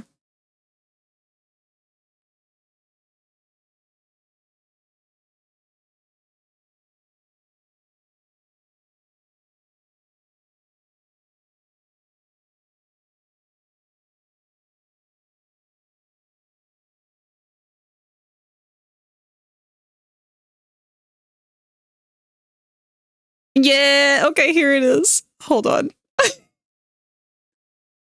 I was 8 years old. Come on, Twitter, let me have this.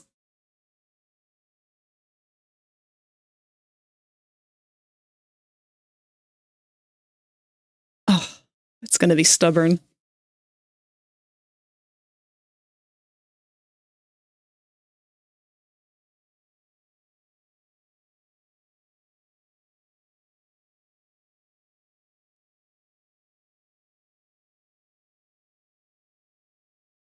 Man, are all of the internet, everything going down today? Holy shit.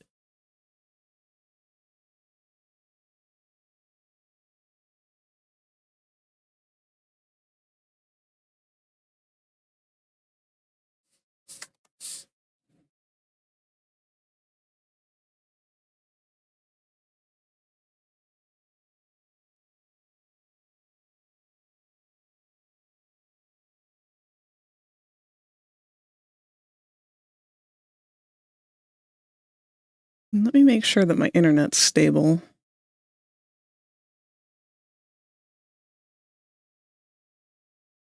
If you become lightheaded from thirst, feel free to wow. pass out. Thank you, Q.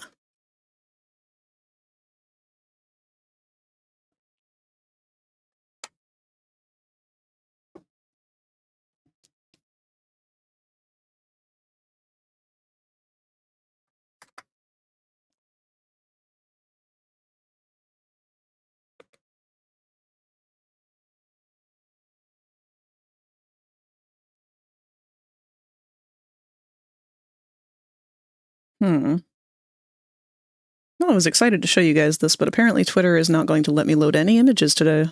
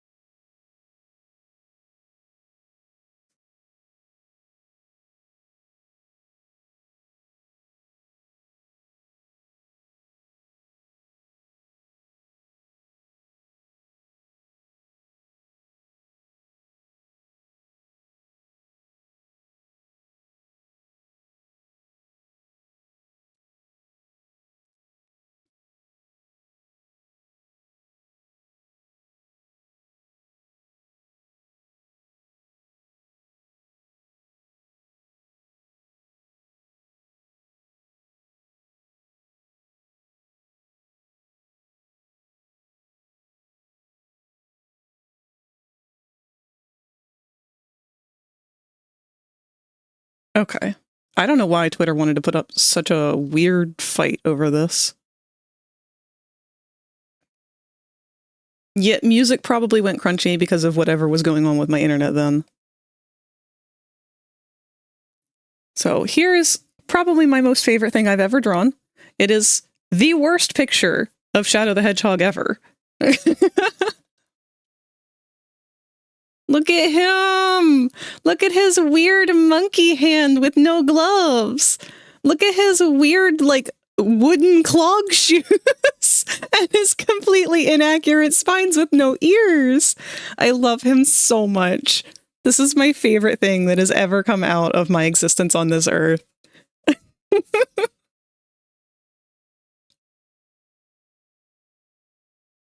I'm not gonna lie, I've thought about redrawing this and like just trying to draw it accurately, like to actual character model standards. But at the same time, what would be the point? Nothing will ever be more beautiful than this. This was my actual chow that I was raising too.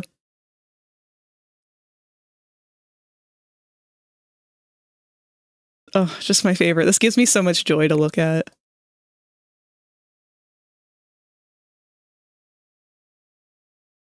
I have so many little books from when I was between the ages of like 5 and 10 that are just all Sonic like that. All I can see is the Virgin versus Chad meme. Repo for myself, Atlas for my friend. They're the one who's getting me the outfits, and we made a deal where I get them Atlas and they get me Stardew. And 3, I want to get a bunch of sweets and candy from the new sweet and candy store nearby. That'll be fun. Man, I miss old sweet stores that used to be set up so that you could go in and like get a scoop of candy in a bag. Everything was so pretty and aesthetically laid out. Can't do that anymore though. Humans are not clean. No, I can't stop seeing it.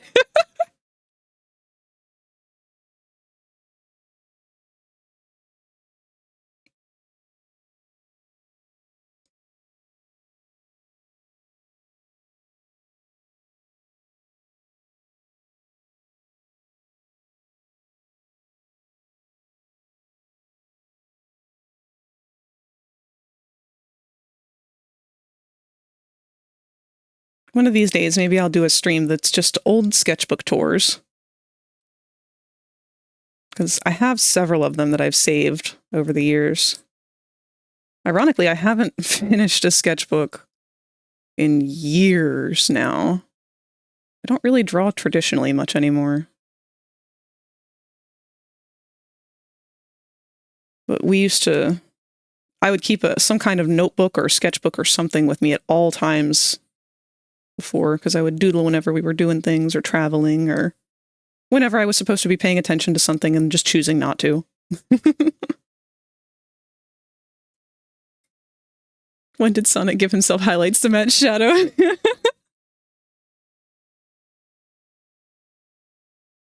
He's trying to keep up with the trends.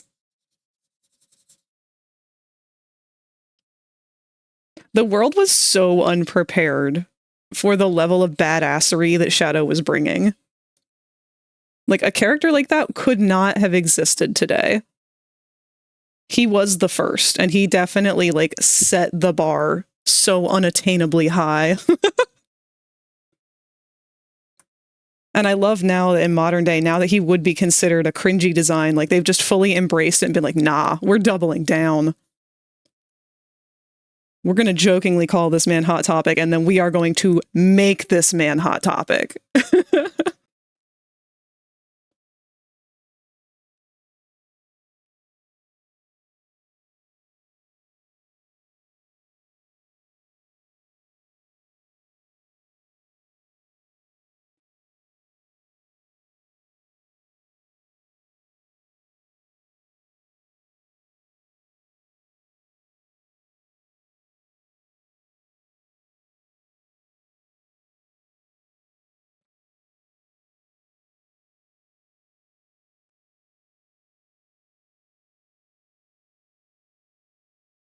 Shadow is the entire moment. Sonic decided he wanted to be a Hot Topic wannabe instead of a blue gumball son of a bitch. Did you know that Roger Craig Smith, current voice of Sonic, also did the voiceover for Say Yes to the Dress? I did not know that. I'm actually kind of sad, too, because he was supposed to be a guest at this convention that I'm going to next weekend. Or, well, this weekend. But he had to cancel.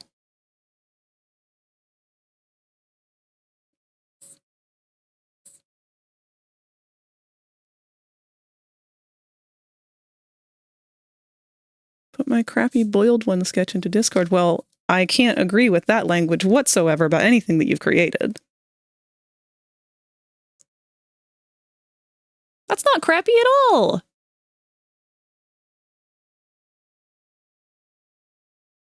I don't know anything about the boiled one. I just know what my friend Spooka has told me about it, which is very vague, but I recognize that as the boiled one.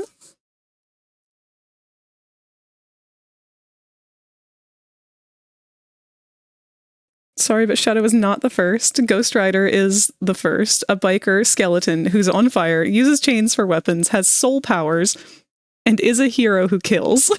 Ghost Rider was the most hell yeah character of all time. Okay, I can't argue with that. Ghost Rider can be like the adult version of what Shadow would later become. Because Shadow didn't get his guns and motorcycle until his own game, so I can agree. It took him a little bit to get there.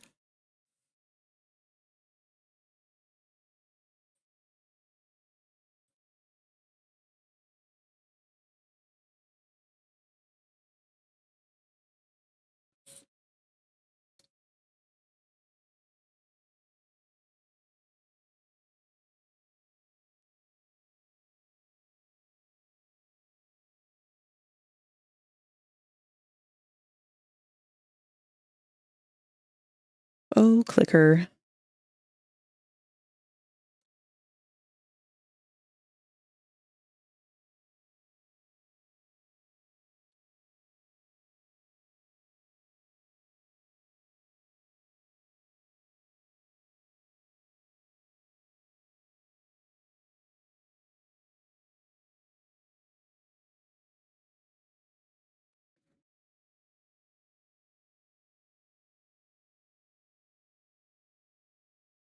Ghost Rider Shadow and Death the Kid need to have tea together. Oh yeah, Frag, what would you say is a stereotypically feminine urge? There's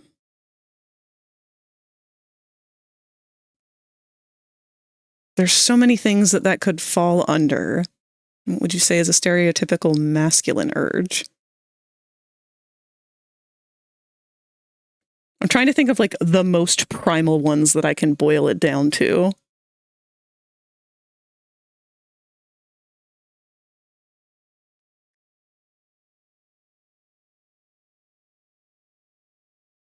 Probably the most stereotypical masculine urge is needing to pick up a stick anytime you go outside. Like, you know, a good stick, if you can hold it up to a guy or anyone who is predominantly masculine, and they go, hell yeah.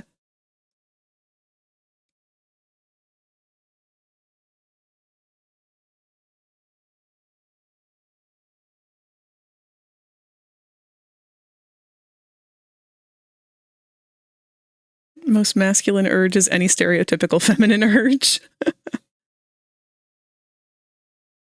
For feminine one, I'd say to cannibalize his body. I could agree with that.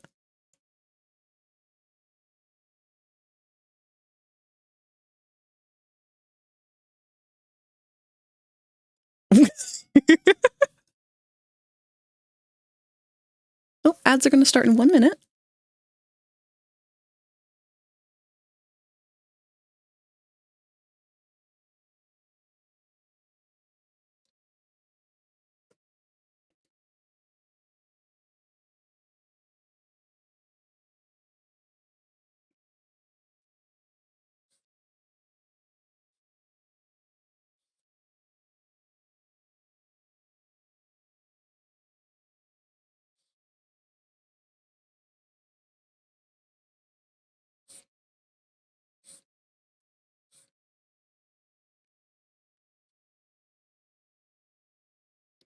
I feel like a stereotypical feminine urge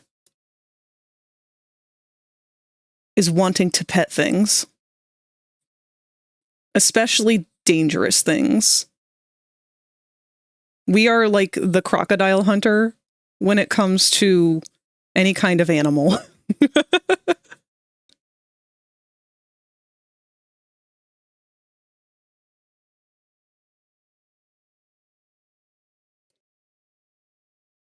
Like, it's the reason I can't live in Florida, among other reasons. But the predominant reason is because I know me. I can't be trusted with that kind of lethal wildlife.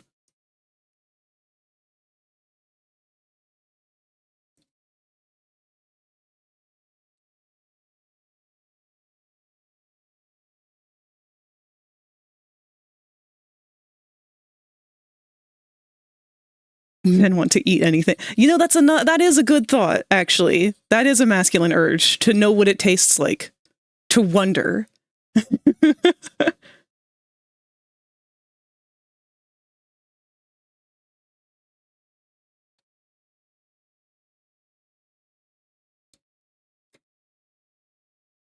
Leave a bunch of men in a room with poison, at least 30% of them are eating it.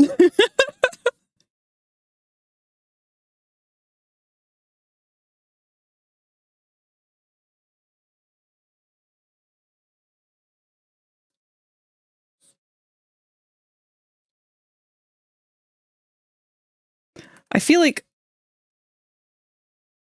I don't know if this would be considered a non-binary urge or just a universal urge. It's definitely not a universal urge, though, because it's one that I experience quite often that many of my other friends do not. I feel like only our neurospicy ones have the urge for uppies. We're like goats. If you put us in a room, it doesn't matter. If you put us in a room, especially in a video game, we're going to find how to get up. One way or another. We're going to just end up as close to the ceiling as we can possibly get.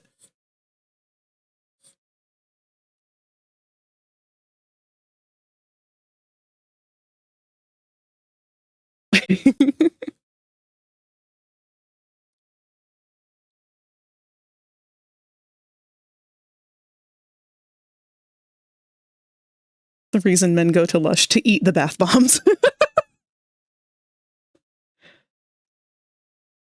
I have definitely had the experience of going to Lush and seeing a bite in one of the soaps. I've had that happen to me more than once.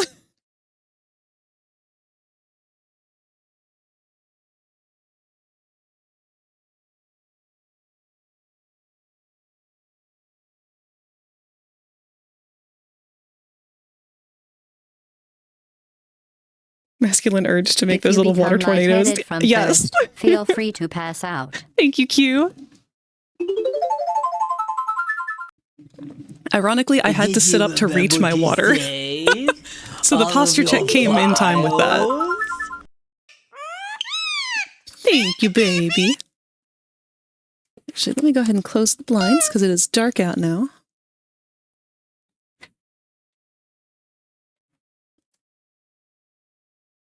Okay, but who actually has shopped at Lush before and or regularly does? Because I have a complaint. And I say this because I'm going to have to go to Lush again soon. I love their rose argan oil soap bar.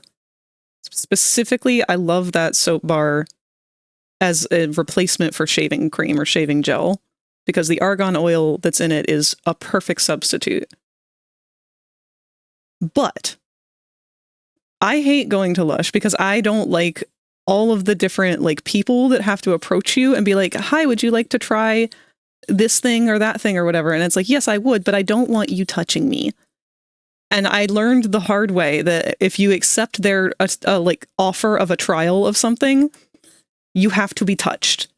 They wash your hands for you. And there is nothing more upsetting to me as an individual who does not like to have anyone touching my hands ever than having a total stranger take my hand in both of theirs and pull it into a bucket of lukewarm water and then start massaging my hand with both of theirs. Like the first time that ever happened, it took everything I had in me not to verbally scream.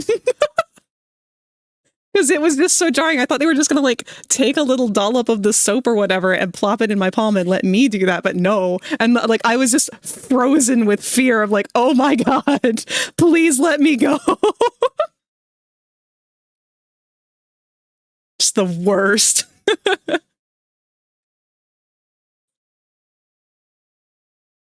And like just the aggressive eye contact the whole time that they're doing it. Ugh. No, thank you. Never ever stare me in the eyes while cradling my hand in both of yours. I will punch you. It's weird that they do that. Why are they washing for you? I don't know. I don't know why they do it. I don't know if it's supposed to like entice this false level of intimacy. I don't know if it's supposed to make you think that like, oh, you're getting pampered. I don't know if it's just the one Lush that I've ever been to that are weird about it.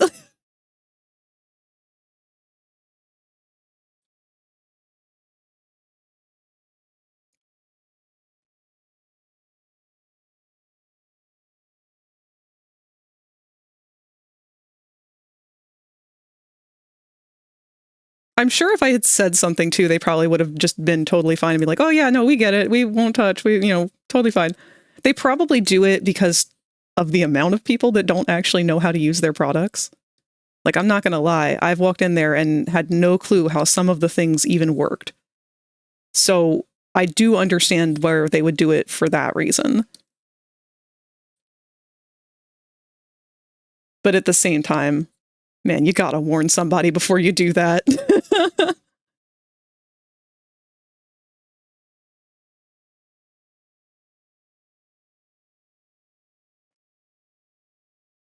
Not the vibe. personally call it Lady of Mischief because for some reason its scent makes me think of Loki. Oh, that's your favorite scent. What they did was Lord of Misrule. I don't know if I've ever smelled that one. Aren't their products just soap? Sort of. They're kind of weird though. Like, do you know what a shower gel is? Like a shower jelly? Because I did not know what a shower jelly was until they explained it to me. Why are we listening to Christmas music?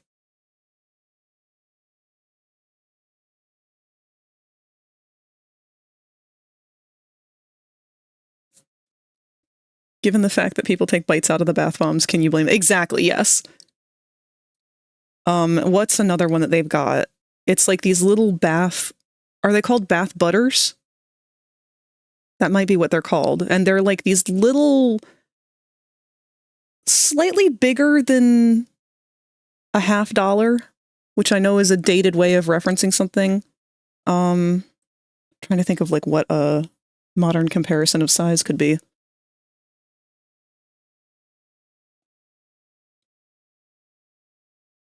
Like if you take your finger and your thumb and you put those together and make a circle, that size, roughly. Kind of like a Reese's cup, I guess.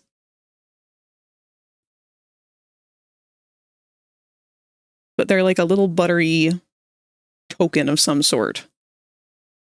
I had no idea what those were or what you did with them when I first discovered them. And apparently the way that they work is you're supposed to put them in the bath and let them melt and then get in the bath. And it has like an oily sheen over the water. But when you pick them up, they just kind of look like little chocolates. And they definitely smell like little chocolates. So I'm not going to lie, there was a temptation.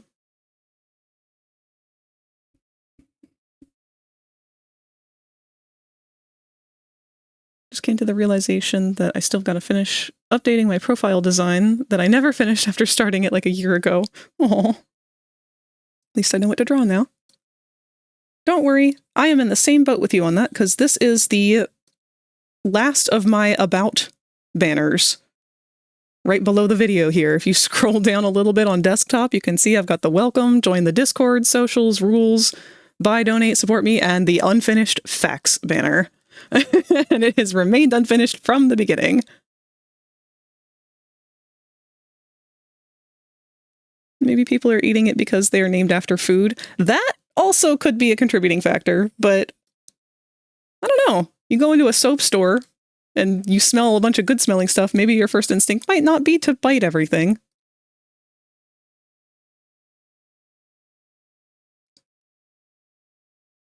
Something is off about his eye, but I think I'm going to have to come back when I do a little bit more of the line work. Might just be because I made his eyes a little bit bigger than they normally would be because of how tiny the image is.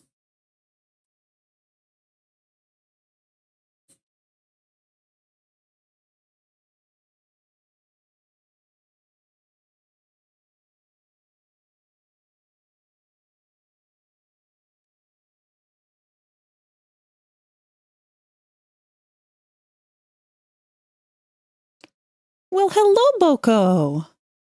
Come to join us.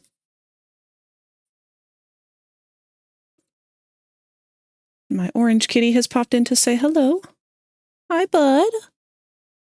How has your day been? He has been having a wonderful spring so far because we put out the bird feeder and a bunch of bird houses, and the birds have been going crazy over it.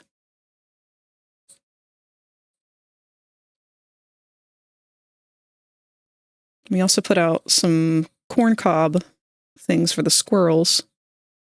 But I don't think we're going to continue leaving those out because the squirrels have gotten rather indignant about them. As soon as the corn is empty, they will take the corn cob holder and knock it off of the tree and throw it around the yard because they're mad that it's empty. So, not going to be rewarding that kind of behavior.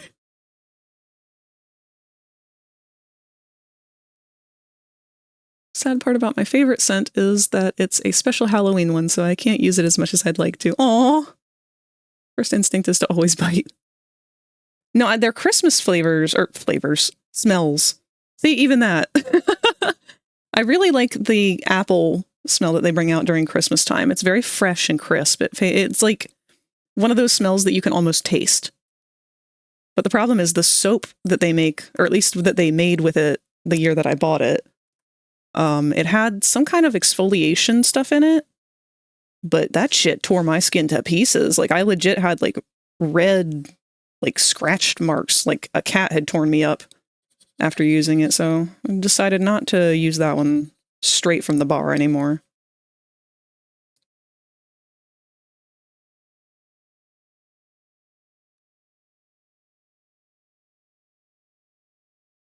When I was in like second grade, I bit off and swallowed a giant chunk of plastic ring that was on a cupcake because I thought it was a cookie. Oh, what do you mean almost taste the scent? Do you guys not get that? Oh, some smells for me are so intense that I can like taste them at the back of my throat. I don't know if that's a normal thing or not.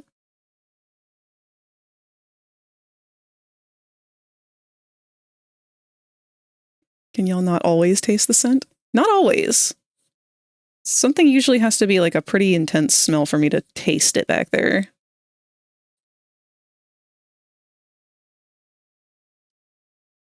Ooh, I've recently started art and my best friend has asked me to draw him a persona. Ooh! Godspeed!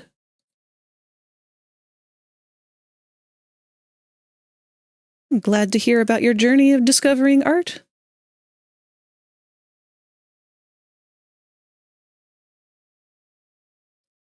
Don't know where to start? There's no wrong place. I always like to suggest to start with the parts that you find most interesting. Because no matter what, as long as you're drawing, you will get better. You have no choice.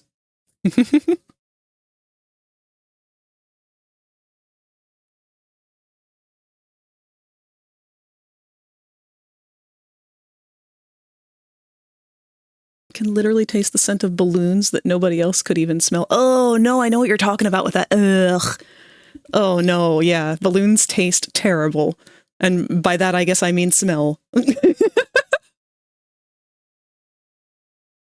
Done the mouth and the nose. Don't know where to go from there. Just gotta start trial and erroring. Throw some spaghetti at that wall. See what sticks. That's the cool thing about art. You can always start over. You can always try again. You can always change it. If you try something that doesn't work, erase it, try again. If you can't erase it anymore, trace what you've got.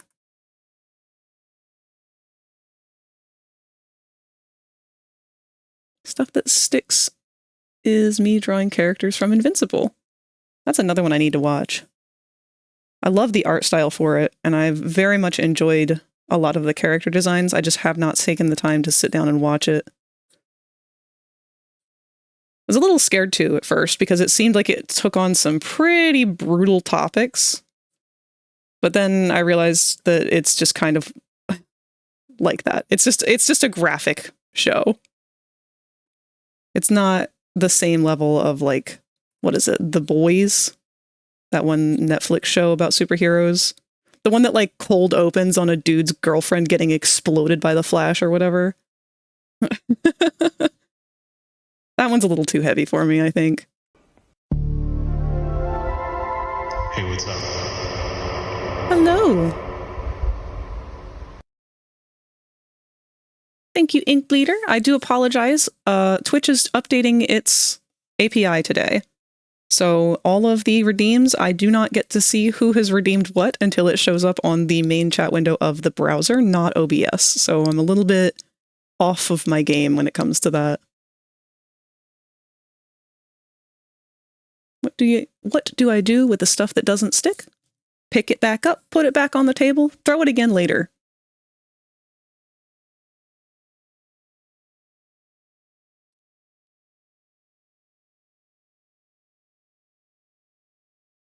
Invincible is way worse from what I've seen. Oh, but The Boys can be classed as worse because it's live action. Ah, you know what? You're right. I think that is probably the difference because I can handle cartoon violence and graphicness a lot easier than I can like CGI realism stuff. I don't know why. It's not like one is less intense than the other. I guess it's just the depiction of it. That, and I think I don't like real people as much, just because, I don't know, I gotta look them in the eye.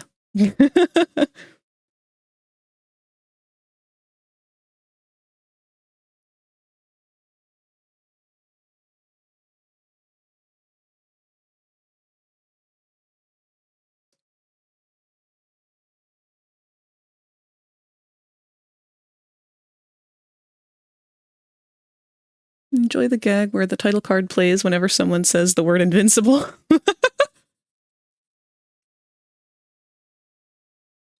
No one can hurt me because I'm enter title card.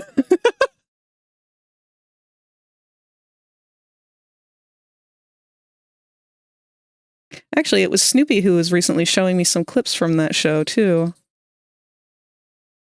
How long is it? I know it's like how many seasons is it right now?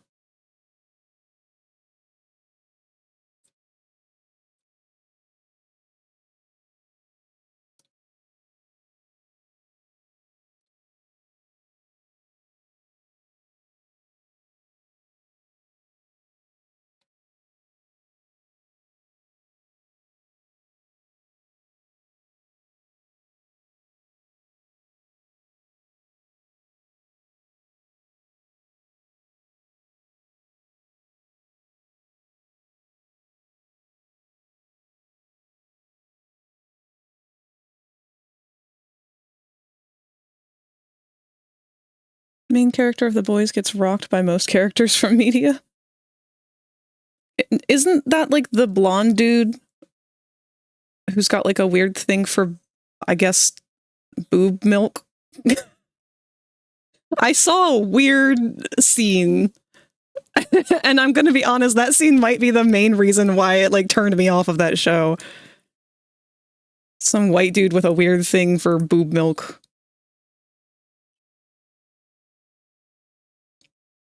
He's incredibly fucked up. It's 3 seasons, 7 to 8 episodes per season. Oh, that's not nearly as long as I was thinking.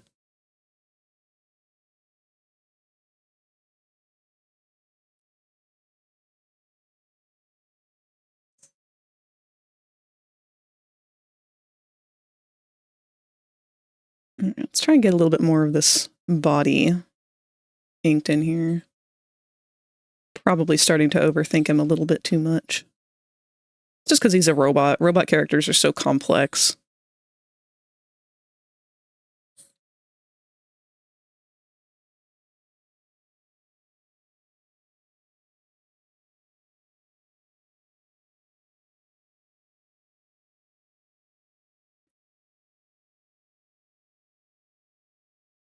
Is there a Discord? There is. In fact, there's a command for it. Just be sure to read the rules carefully when you join so that you can have access to the rest of the server. We do have a channel for sharing your own art. And anything else that goes on during the stream when I'm live will go in show and tell for me to see. Otherwise, I'm not really going to be paying a whole lot of attention because I don't like jumping between a million different channels. That, and it kind of keeps the clutter out of the rest of the server. His greatest feat is destroying a plane with heat vision. Imagine your average petulant man-child, spoiled right-winger, and give him Superman powers. Oh my god. No thank you. Homelander in the comics is pretty weak, although the comics are ass. And in the show, he has 1 feet. And what might that be? Omni-Man makes Homelander and Superman look like a Disney princess. So I was recently informed that in Invincible, there's a lot of like alternate universe stuff. Is that something that's going to be really confusing to someone who knows nothing about the entirety of the series? Like, I know a little bit about Spider-Man and Batman, but I really don't know a whole lot about any other kind of superhero stuff.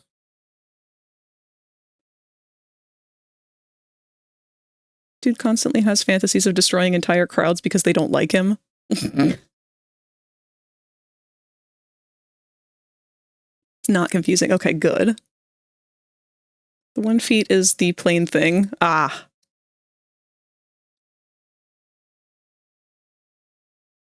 So is he a good guy?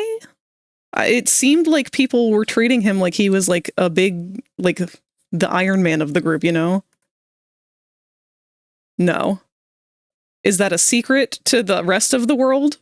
And he's just manipulating and we know he's a bad guy? Or it's just fully out in the open, like he's just a douchebag from the start and we all know it. Government soldier, essentially. Ah.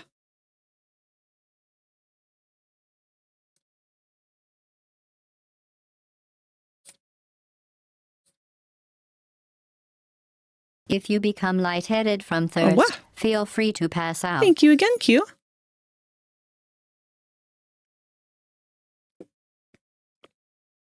Even worse, a corporate soldier. Oh, God.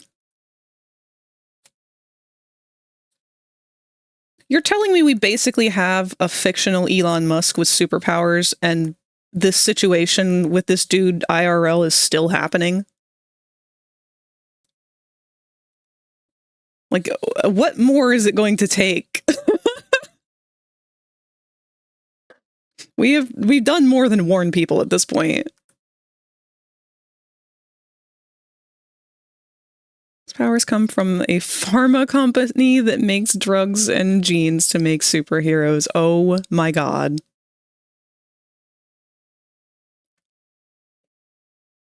Sadly, I can't verify in the server for a while as my ID has been confiscated, so I'm gonna let it die down. Okay. I do apologize for that. There are some, like, built-in bot restrictions that are designed to keep spam bots and stuff out, because that has been kind of a huge issue lately. But we very much appreciate you joining and having you here. And when you're able to, I'm very excited to see your art. Thank you for the enthusiasm to share. That's what this whole community is all about. It gets worse. A literal Nazi woman joins his team named Stormfront. Is she the booby girl?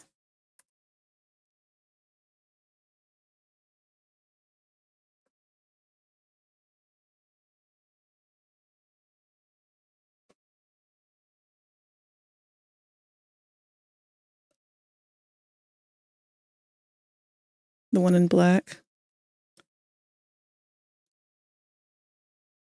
Wait, does that imply that there's more than one booby girl? I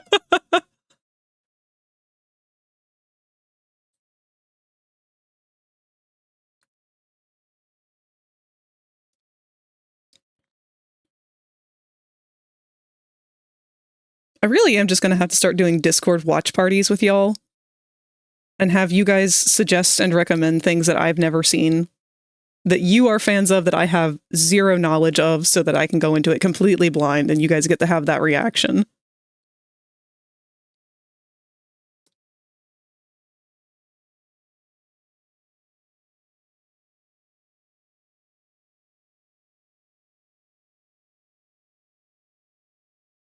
I have one thing I can share, but it's a legal document, and I would only send that to you personally as you are the owner. You seem trustworthy enough. That is purely up to you.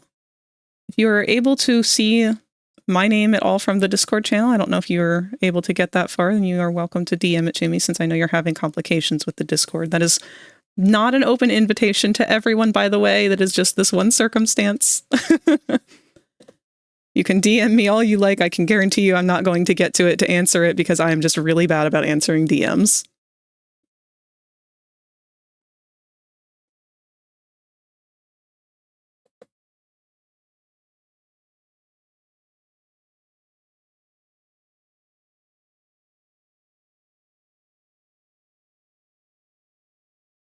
I think there's another one who has a more idealistic view of superheroes, but has them all dashed the second she joins the team.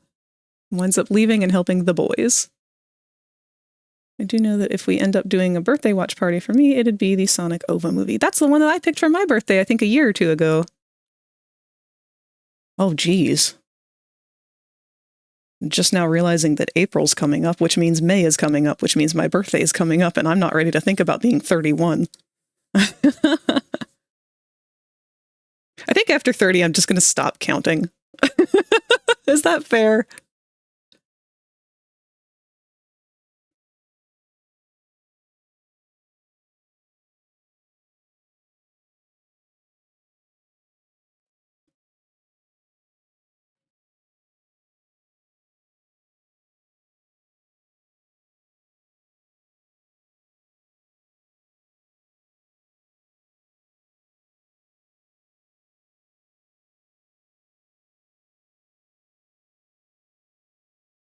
I'm 33. How dare you say you're old? Nah, man, I'm old by internet logic. We both are.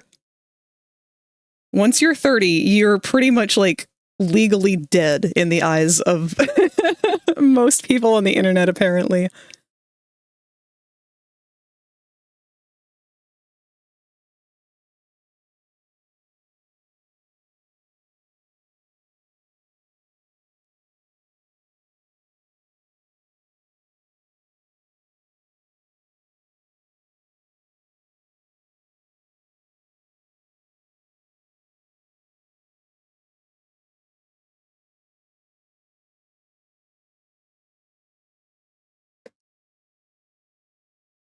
Both of us are dead in furry years.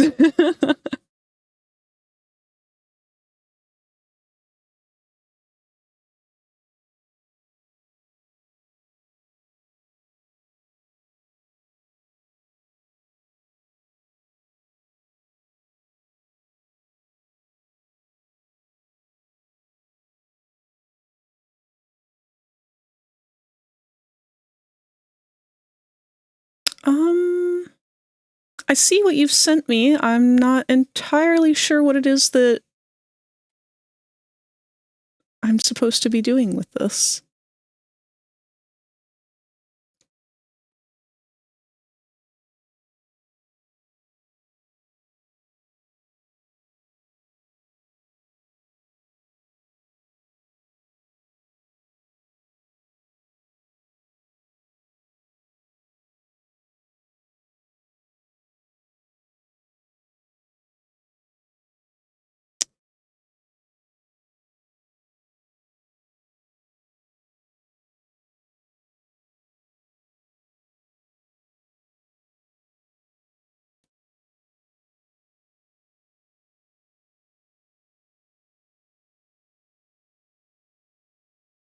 Ah.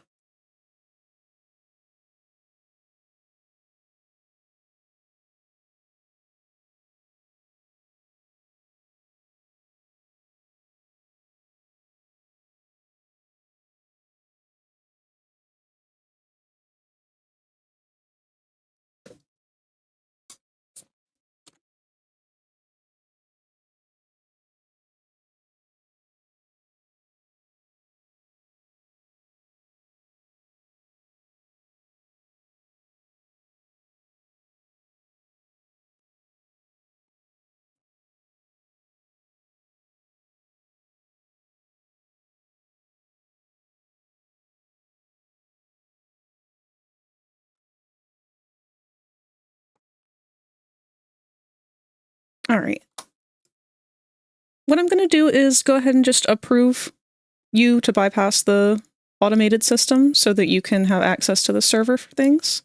It is an 18 and up server, but we don't have anything that is not safe for work or anything like that. So don't go into it expecting that. It is just because of I am an adult. I am in my 30s, and I do not believe that my space should be the space for minors. They should be seeking their own spaces where they are around people their own ages. So, but you should have access to the server now.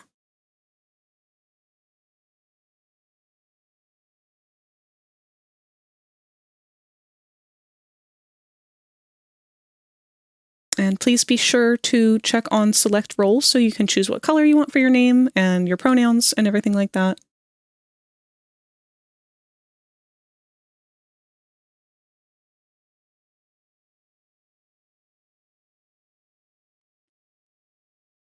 And I hope that you are able to find a nice little niche for yourself here.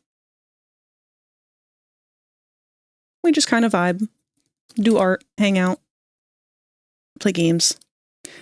I would like to set it up so that we can start doing community games a little bit more, because we've only done that a couple times. I know I've mentioned doing like a Baldur's Gate thing before, Minecraft and all that. Unfortunately, I've just had way too much on my plate lately, between that and the last few endo flares. I'm hoping after this weekend things will start to finally calm down, but I feel like every time I say that, I'm just cursing myself.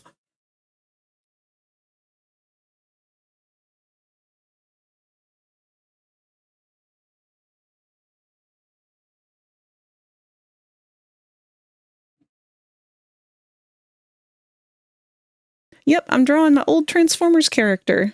I'm actually drawing the last banner for the About section for the channel. It needed to get done.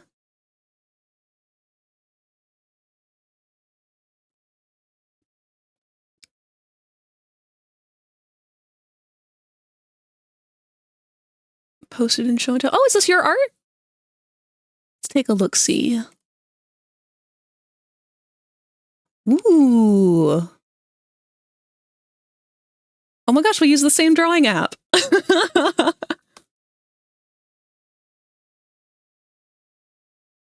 This is some good stuff.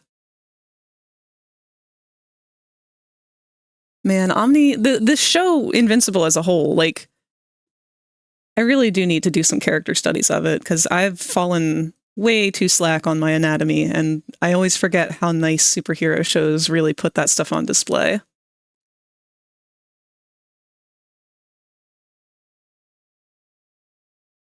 Well, we've got some eggies piled up here in the corner. Let me go ahead and move you guys around a little bit. Everybody's going to sit on top of the eggs. Popple, get out of here.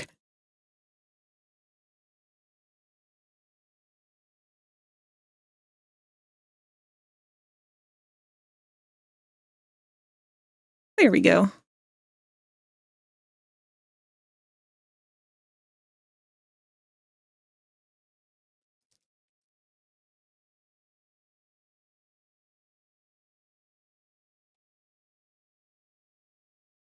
I think we can all agree that being able to taste scents... Oh, wow!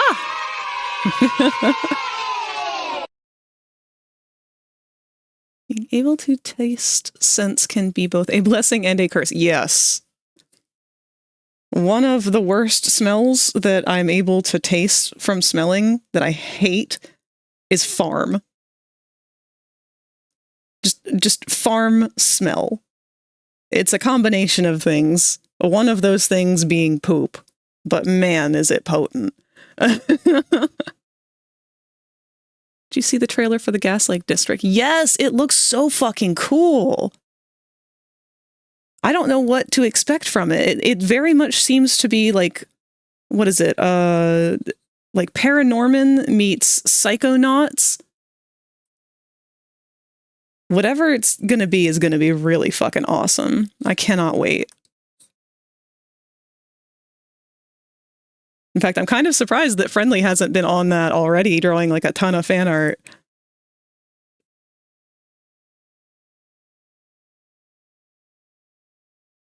I had to put a character's grippers in one of the drawings.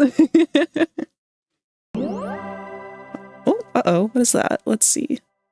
Oh, thank you for the follow. PMC can now hatch from their egg. In fact, let me go ahead and explain how that works, since we were just messing with that. Where are you here? I'm going to move you for a second, Q.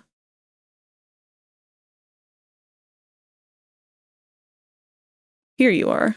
Okay, I'm going to put your egg on top of the tablet so that you can see yourself a little more clearly right now. All right. So if you're new to Stream Avatars, there's going to be a little button on the twinkle beside my head here on desktop that says Stream Avatars. If you're on mobile, it should be next to the Gift a Sub button. It's going to be in between the chat and the screen. And there's a little controller in that Stream Avatars button that lets you hatch into any of the dinosaurs on the list if you're a follower. If you're not a follower, you're going to stay an egg, but you can still interact with people. And once you hatch, you can go to the 3 lines down to the action window, and that will have a controller for you to engage with other people on the stream. There is a slight delay, but you can still walk around, you can throw bombs, you can hugs, all sorts of things. Actually, I've recently started using A-Sprite for the first time ever, and have been working on Popple's animations a little bit again lately. And I'm hoping to have him fully animated fairly soon, and not just a sketch. Can show a little bit of a preview of that. Let's see. Where is our boy?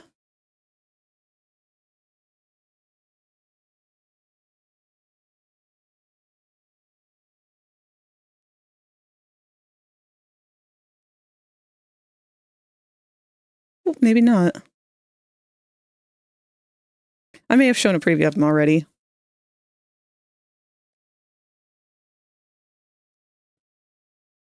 Tasting scents.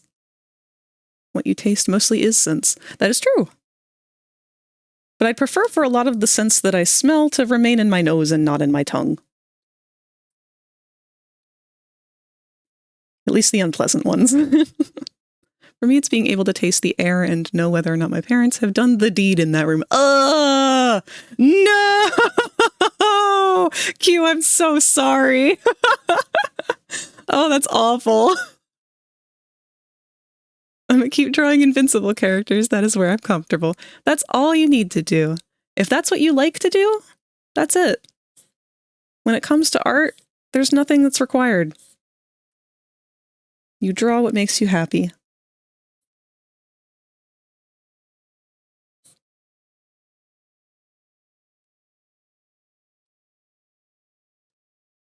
Anything that inspires you enough to draw in the first place should be pursued.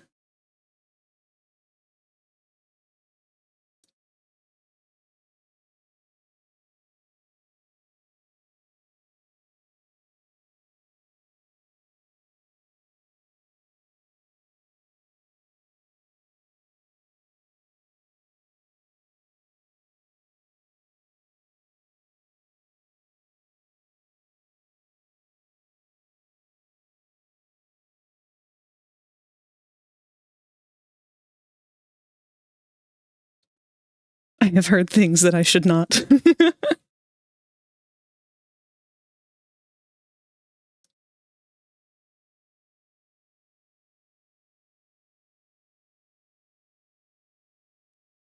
Listen, all we've had to do is hear about it. Poor Q's the one who's had to experience it.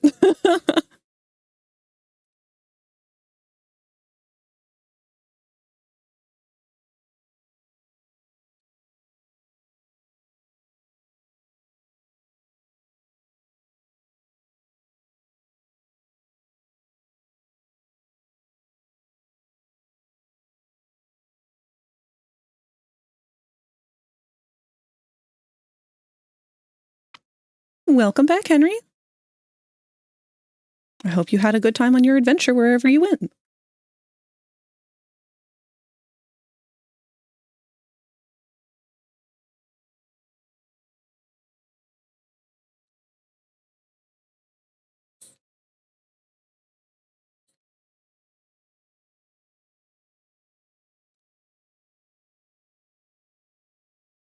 I always did get frustrated drawing these spikes on Clicker's chest. Mostly just because the angle that they're at always throws me off. He's got like a battering ram plow on the front of his vehicle mode, and that's where this part goes.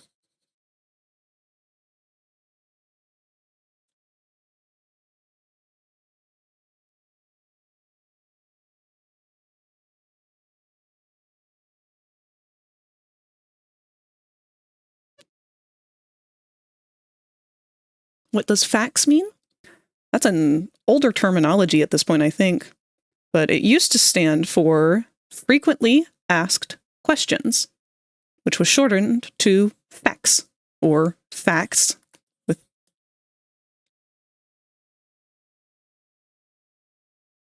as in facts about me.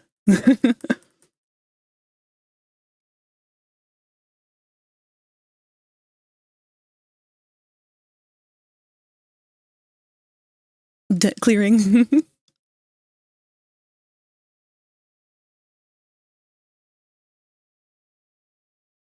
One more payment away from clearing my... Oh, that's why you said that. Clearing my debt to the National Health Service. Hell yeah! That's a big milestone. Gotta make dinner? Make something yummy!